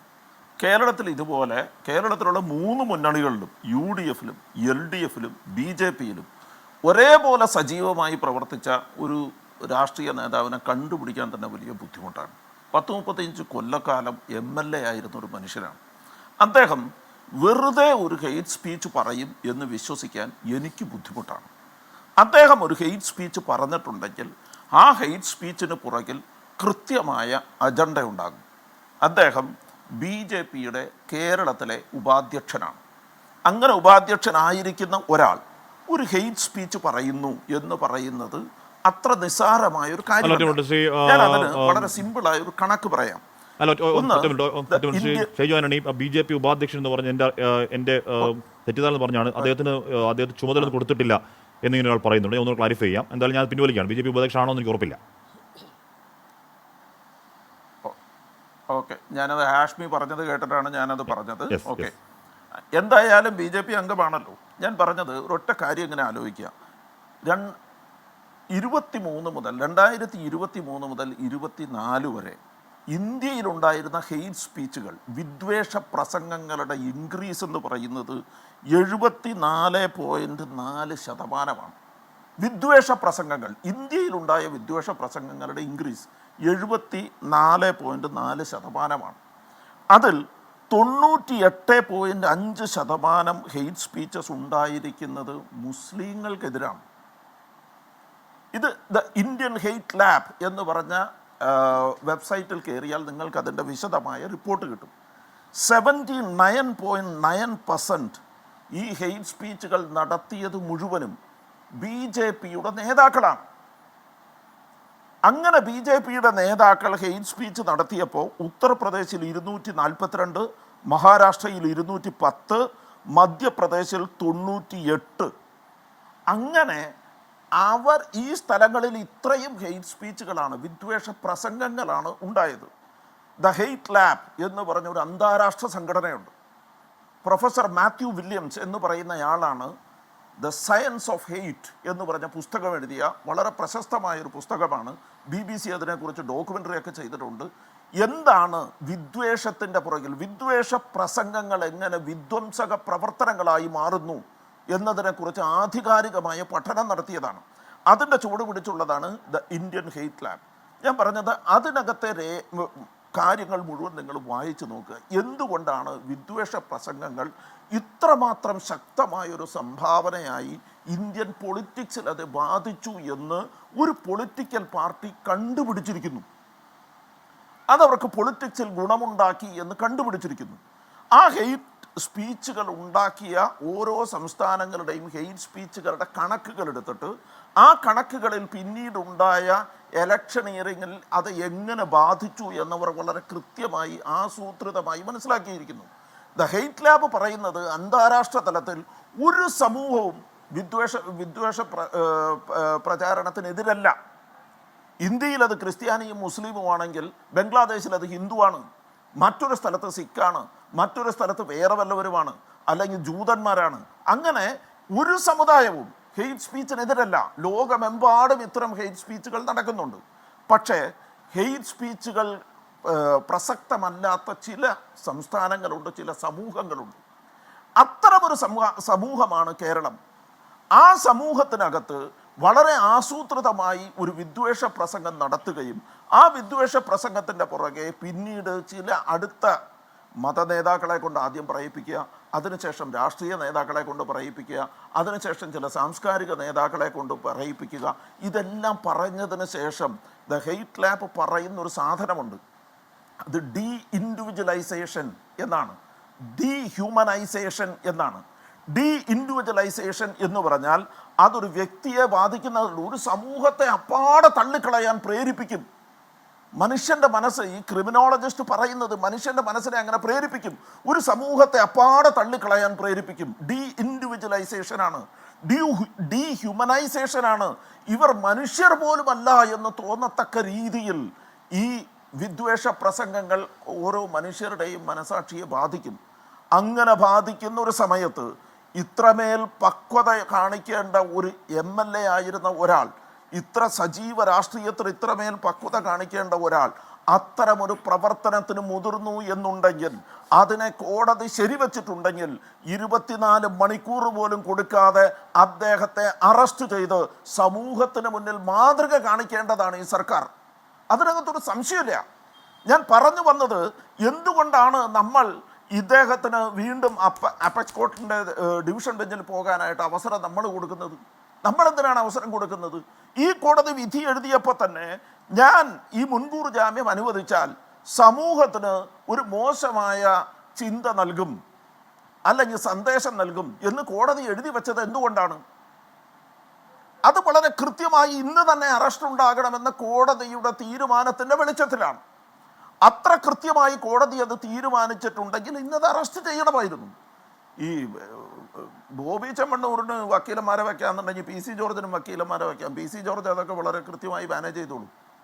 പക്ഷേ നിയമം നടപ്പാക്കണമായിരുന്നു. PC ജോർജ് ചിലപ്പോൾ ഇന്ന് തന്നെ ജാമ്യം നേടി തിരിച്ചു വരുമായിരിക്കും, വന്നോട്ടെ. പക്ഷെ നിയമം നടപ്പാക്കണമല്ലോ. വിദ്വേഷ പ്രസംഗം എന്ന് പറയുന്ന സാധനത്തിൻ്റെ ആഴം, അത് വിധ്വംസക പ്രവർത്തനങ്ങളിലേക്ക് നയിക്കും എന്ന ബോധം നമ്മൾ കേരളത്തിലെ മുഴുവൻ സമൂഹത്തിനുണ്ടാകണം. അതിനകത്ത് മുസ്ലിം വേറെ ക്രിസ്ത്യാനി വേറെ എന്നൊന്നുമില്ല. അതെല്ലാവർക്കും ബാധകമാകുന്ന ഒരു സാധനമാണ്. തീവ്രവാദത്തിന് അങ്ങനെ ഒരു പ്രത്യേകതയുണ്ട്. തീവ്രവാദം ഏതെങ്കിലും ഒരു സമൂഹത്തിൻ്റെ മാത്രമാണ്. ഡീ ഇൻഡിവിജ്വലൈസേഷൻ നടത്തുന്ന ഒരു സാഹചര്യം ഈ വിദ്വേഷ പ്രസംഗങ്ങളിലൂടെ അത് ഉണ്ടാക്കി വെക്കുകയാണ്. ഇപ്പോൾ കെന്നഡി കരിമികാല ചെയ്യുന്നത് എന്താണ്? കെന്നഡി കരിമികാല ചെയ്യുന്നത് ഇതാണ്, ഡീ ഇൻഡിവിജ്വലൈസേഷൻ. ഒരു സമൂഹത്തിലെ ഒരു മനുഷ്യർ മുഴുവനും എല്ലാവരും ഇങ്ങനെയാണ് എന്ന ഒരു പൊതുബോധം സൃഷ്ടിക്കാനുള്ള ബോധപൂർവമായ ഒരു ശ്രമമാണ്. അത്തരം ശ്രമങ്ങളെ കേരളം കൃത്യമായി അടിച്ചൊതുക്കേണ്ടതുണ്ട്. അത് അടിച്ചൊതുക്കിയില്ലെങ്കിൽ വലിയ അപകടങ്ങൾ ഉണ്ടാകും. അത് ഇതിനെക്കുറിച്ച് വിശദമായി പഠിക്കുന്ന ഡീപ്ലി ഹ്യൂമൻ എന്ന് പറയുന്ന ഒരു ഡോക്യുമെൻ്ററി ഉണ്ട്. ഡീപ്ലി ഹ്യൂമൻ എന്നാണ് ആ ഡോക്യുമെൻ്ററിയുടെ പേര്. BBC-യുടെ ഡോക്യുമെൻ്ററിയാണ്. ആ ഡോക്യുമെൻ്ററി ഒന്ന് കണ്ടു നോക്കണം. ആ ഡോക്യുമെൻ്ററിയുടെ അകത്ത് വളരെ കൃത്യമായി പറഞ്ഞിട്ടുണ്ട് എങ്ങനെയാണ് ഈ ഹെയ്റ്റ് സ്പീച്ചുകൾ പല സ്ഥലങ്ങളിലും വലിയ കലാപങ്ങളായി മാറിയിരിക്കുന്നത്. ഒരു കലാപം പോലും ഇല്ലാതിരുന്ന ഒരു രാഷ്ട്രത്തിൽ കലാപം ഉണ്ടാകുന്നു. വളരെ പെട്ടെന്ന് പൊടുന്നനവേ ഒരു സ്ഥലത്ത് കലാപം ഉണ്ടാകുന്നു. ഒരു പ്രത്യേക വിഭാഗം എന്ന് പറയുന്നത് അവർ ഡീഹ്യൂമനൈസ് ചെയ്ത്, അവർ ഹ്യൂമൻസ് പോലും അല്ലാത്ത തരത്തിൽ അവരെ കാണണമെന്ന് ഒരു വിഭാഗം തീരുമാനിക്കുന്നു. എങ്ങനെ തീരുമാനിക്കാൻ പറ്റുന്നു? അതിൻ്റെ എല്ലാത്തിൻ്റെയും അടിസ്ഥാനം, റൂട്ട് കോസ് എന്ന് പറയുന്നത് വെറുപ്പാണ്. ഈ വെറുപ്പിന്റെ വർത്തമാനങ്ങളാണ്. അതുകൊണ്ടാണ് നാടിന്റെ സമാധാനം തകർക്കുന്നതാണാവുക എന്നുണ്ടാവുന്നു. മാത്രമല്ല, അങ്ങനെ ഇപ്പോൾ അങ്ങനെ ഒരു സമാധാനം തകരുന്നൊരു നാട്ടിൽ ഏത് തരത്തിലുള്ള ഫ്ലറിഷ്മെൻ്റാണ് ഉണ്ടാവുക? ശ്രീ ഷൈജു ആന്റണി, ഏത് തരത്തിൽ ആരാണ് ഇവിടെ നിക്ഷേപം ഉണ്ടാക്കാൻ വരിക? ആരാണ് ഇപ്പോൾ ഇവിടെ നിക്ഷേപം ഉണ്ടാക്കിയാൽ ആർക്കാണ് അതിൻ്റെ ഗുണമുണ്ട്? നാട് മൊത്തം കുട്ടിച്ചോറാക്കാൻ ഒരു കൂട്ടം ഇറങ്ങി പുറപ്പെട്ട ഇവിടെ എന്ത് പർദീസം ഉണ്ടാക്കിയിട്ട് വല്ല കാര്യമുണ്ടോ? ഞാൻ അങ്ങനെയൊക്കെ എത്താൻ കേട്ടോ. ശ്രീ സി കെ ഷാക്കർ, ഇതിൽ ഈ ഹൈക്കോടതി single bench judge P V Kunhikrishnan അത് ആ വിധി പറഞ്ഞ് അവസാനിപ്പിക്കുന്നത് the people may think that even if the bail conditions are violated, they will get anticipatory bail from the court of law. Such a message should not go to the society. Therefore, I am of the considered opinion that the petition is not entitled to anticipatory bail. എന്ന് പറഞ്ഞാൽ ഇപ്പോൾ P C ജോർജിന് ഇതിൽ ജാമ്യം കൊടുത്തു കഴിഞ്ഞാൽ ഈ തെറ്റായ സന്ദേശം എന്ന് പറഞ്ഞാൽ കോടതിയിൽ പോലീസ് സ്വീകരിച്ച നിലപാട് കസ്റ്റോഡിയൽ ഇൻട്രോഗേഷൻ വേണ്ടെങ്കിലും ആന്റിസിപ്പേറ്ററി ബെയിൽ നൽകരുത് എന്നുള്ളതായിരുന്നു. വേണമെങ്കിൽ കോടതിക്ക് ജാമ്യം കൊടുക്കാമായിരുന്നു. ഈ കോടതി വളരെ വളരെ വ്യക്തമായും വളരെ ഭംഗിയായും പറയുന്നു, ഒന്നല്ല പലയാവർത്തി ഇയാൾ ഇത് ആവർത്തിക്കുകയാണ്, ജാമ്യവ്യവസ്ഥയുടെ ലംഘനമാണെന്ന് പറഞ്ഞുകൊണ്ടാണ് ആ വിധി പ്രസ്താവം പൂർണ്ണമാകുന്നത്. ഷാക്കിർ ഒന്നിച്ചുള്ള ചർച്ചയിലാണ് ഈ സംഭവത്തിന് ആധാരമായ പ്രശ്നമുണ്ടാകുന്നു. അതിനുശേഷം 6 ദിവസം കഴിയുമ്പോൾ യൂത്ത് ലീഗ് പരാതിയുമായി കോടതിയിൽ പോലീസിലേക്ക് പോകുന്നു. അതും വലിയ ചർച്ചയൊക്കെ ഉണ്ടായതിനു ശേഷമാണ് ആ പരാതിയിൽ FIR ഉണ്ടാകുന്നത് പോലും. ഇതിൽ പോലീസിന്റെ ഒരു മെല്ലപ്പോക്കിനെ പരാതിക്കാരൻ നോക്കിക്കാണുന്നത് എങ്ങനെയാണ് ഷാക്കിർ? ഇതിൽ പോലീസിന്റെ മെല്ലപ്പോക്കല്ലല്ലോ. പോലീസിന്റെ ഇപ്പോൾ പിണറായി സർക്കാർ വന്ന ശേഷമുള്ള നിലപാടുകളെല്ലാം ഇങ്ങനെയാണ്. RSSന്റെ ഗോഡ്ഫാദറായി പിണറായി വിജയൻ സർക്കാർ മാറിയിരിക്കുകയാണ്. അതിൻ്റെ ഏറ്റവും ഒടുവിലത്തെ ഉദാഹരണമാണ് ഈ കഴിഞ്ഞ ജനുവരി 5-ാം തീയതിയാണ് ഈ സംഭവം ഉണ്ടാകുന്നത്. ഇന്ന് നമ്മൾ 50 ദിവസത്തോളം കഴിഞ്ഞു. ഇതുവരെ എന്താ പറയുക, ഇത്ര ഗുരുതരമായ ഒരു കുറ്റം ചെയ്തിട്ടുള്ള ആളെ അറസ്റ്റ് ചെയ്യാനോ ആ രീതിയിൽ നിയമ നടപടി സ്വീകരിക്കാനോ കേരളത്തിൻ്റെ പിണറായി സർക്കാർ തയ്യാറായിട്ടില്ല. മാത്രവുമല്ല, ഇപ്പം നമുക്കറിയാം, ഇന്ന് നിങ്ങൾ ജഡ്ജ്മെൻറ്റ് വായിച്ചു. അതിനു മുമ്പ് ജില്ലാ സെഷൻസ് കോടതി ഇദ്ദേഹത്തെ മുൻകൂർ ജാമ്യം തള്ളുന്നുണ്ട്. ആ 5-ാം തീയതി സംഭവം ഉണ്ടായി. 6-ാം തീയതി യൂത്ത് ലീഗ് പരാതി കൊടുക്കുന്നു. കേരളത്തിലെ 7 പോലീസ് സ്റ്റേഷനുകളിൽ വിവിധ സംഘടനകൾ പരാതി കൊടുക്കുന്നു. അങ്ങനെ ഞാൻ ഉൾപ്പെടെ യൂത്ത് ലീഗിൻ്റെയും മുസ്ലിം ലീഗ് മറ്റ് സമൂഹത്തിലുള്ള വിവിധ തരത്തിലുള്ള ആളുകൾ ഈരാറ്റുപേട്ട പോലീസ് സ്റ്റേഷനിലും പാല DYSPയും ഉൾപ്പെടെയുള്ള ആൾ നിരന്തരമായി ബന്ധപ്പെട്ടു, സമ്മർദ്ദം ചെലുത്തി, പോലീസ് സ്റ്റേഷൻ മാർച്ച് ഉൾപ്പെടെ നടത്തിയിട്ടൊക്കെയാണ് ഈ രീതിയിലേക്ക് കാര്യങ്ങൾ എത്തിയിട്ടുള്ളത്. ഇവിടെ നമുക്കറിയാം, ഇപ്പോൾ ബോബി ചൊമ്മണ്ണൂരിൻ്റെ കഥ പറഞ്ഞു നോക്കൂ നിങ്ങൾ. PV അൻവർ MLA ആയിരിക്കുമ്പോഴാണ് അദ്ദേഹം ഒരു ഫോറസ്റ്റ് ഓഫീസിലേക്ക് ജനാധിപത്യ രീതിയിൽ പ്രതിഷേധ മാർച്ച് സംഘടിപ്പിച്ചപ്പോൾ അദ്ദേഹത്തെ 120ഓളം പോലീസുകാർ വീട് വളഞ്ഞ് അറസ്റ്റ് ചെയ്തു പോയത് ദിവസങ്ങളായിട്ടേ ഉള്ളൂ. നമുക്കറിയാം രാഹുൽ മാങ്കൂട്ടത്തിൻ്റെ കാര്യം. അതുപോലെ എത്രയോ പേരെ ഈ എന്നെ പോലെയുള്ള രാഷ്ട്രീയ പ്രവർത്തകരെ പോലും, ഞാനും ഈ പിണറായി സർക്കാരിൻ്റെ കാലഘട്ടത്തിൽ 11 ദിവസത്തോളം ഒരു വിദ്യാർത്ഥി സമരത്തിൽ പങ്കെടുത്തതിൻ്റെ പേരിൽ ജയിലിൽ പോകേണ്ടി വന്നിട്ടുണ്ട്. അതൊക്കെ നമുക്കറിയാം. വളരെ നിസ്സാരമായ വകുപ്പ് കാര്യങ്ങൾ സമരം ചെയ്തതിൻ്റെ പേരിൽ ആളുകളെ ജയിലിലടക്കുന്ന ഈ പിണറായി വിജയൻ്റെ പോലീസ് PC ജോർജ് ആവർത്തിച്ച് കുറ്റം ചെയ്യുകയാണ്. മാത്രമല്ല, നിങ്ങൾ നോക്ക്, ഈ ജനുവരി 5-ന് സംഭവം ഉണ്ടായ ശേഷമാണ് ജോസ് കെ മാണിയുടെ ഭാര്യയെക്കുറിച്ച് വളരെ മോശമായ രീതിയിൽ ഇദ്ദേഹം പരാമർശം നടത്തുന്നത്. അതിൻ്റെ തൊട്ടടുത്ത ദിവസമാണ് ഒരു മാധ്യമ പ്രവർത്തകയെ വളരെ മോശമായി ഇദ്ദേഹം അശ്ലീല പരാമർശം നടത്തുന്നത്. ഇതൊന്നും നേരത്തെ റെജി ലൂക്കോസ് പറഞ്ഞല്ലോ, ബോബി ചെമ്മണ്ണൂരിൻ്റെ സ്ത്രീ പരിഗണന വെച്ചിട്ടാണ് അറസ്റ്റ് ചെയ്ത്. അങ്ങനെയാണ് നിഷയെക്കുറിച്ച് വളരെ മോശമായ പരാമർശം നടത്തി. എന്താ ഇവർ കേസെടുക്കാത്തത്? എന്താ ഇവർ നടപടിയെടുക്കാത്തത്? എന്താ പറയേണ്ടിയിരുന്നില്ല കാര്യം? അത് ഇനിയിപ്പോൾ അറിയാത്ത ആളുകൾ എന്താണ് ജോസ് കെ മാണിയുടെ ഭാര്യയെ പറ്റി അയാൾ പറഞ്ഞത് എന്നറിയാൻ വേണ്ടി അന്വേഷിക്കില്ലേ? അത് ഭയങ്കര വൃത്തികേടാണ്. അയാൾ പറയുന്നത് നമ്മളിപ്പോൾ അയാൾ ഒരു MLA ഒക്കെ ആയിരുന്നു എന്നൊക്കെ പറയുമ്പോൾ പോലും വർഗീയ പ്രസ്താവനല്ലല്ലോ ഈ പറഞ്ഞ ഒരു സ്ത്രീക്കെതിരെ അങ്ങേറ്റം മര്യാദ. ഇദ്ദേഹം വാ തുറന്നാൽ വൃത്തികേടാണ് എന്ന് എല്ലാവർക്കും അറിയാം. അപ്പോൾ അതുകൊണ്ട് തന്നെ ഇത്തരം വൃത്തികേടുകളെ സംരക്ഷിക്കുന്ന നിലപാടാണ് പിണറായി വിജയൻ സർക്കാർ സ്വീകരിക്കുന്നത്. അത് പൊതുസമൂഹത്തിൽ എല്ലാവർക്കും ബോധ്യമായ സംഗതിയാണ്. എന്നിട്ട് വിഷയം ചർച്ചയ്ക്കെടുക്കുമ്പോൾ ഇവിടെ ഹമാസിനെയും അല്ലെങ്കിൽ മറ്റ് ഫലസ്തീനെയും പരാമർശിച്ചുകൊണ്ട് അത് വിഷയം വഴിതിരിച്ചു വിടാനാണ് ശ്രമിക്കുന്നത്. വളരെ കൃത്യമായി പറയാം, ഈ സമരത്തിൽ നിന്ന് അല്ലെങ്കിൽ ഈ പ്രക്ഷോഭത്തിൽ നിന്ന് യൂത്ത് ലീഗ് പിറകോട്ട് പോകുന്ന പ്രശ്നമില്ല.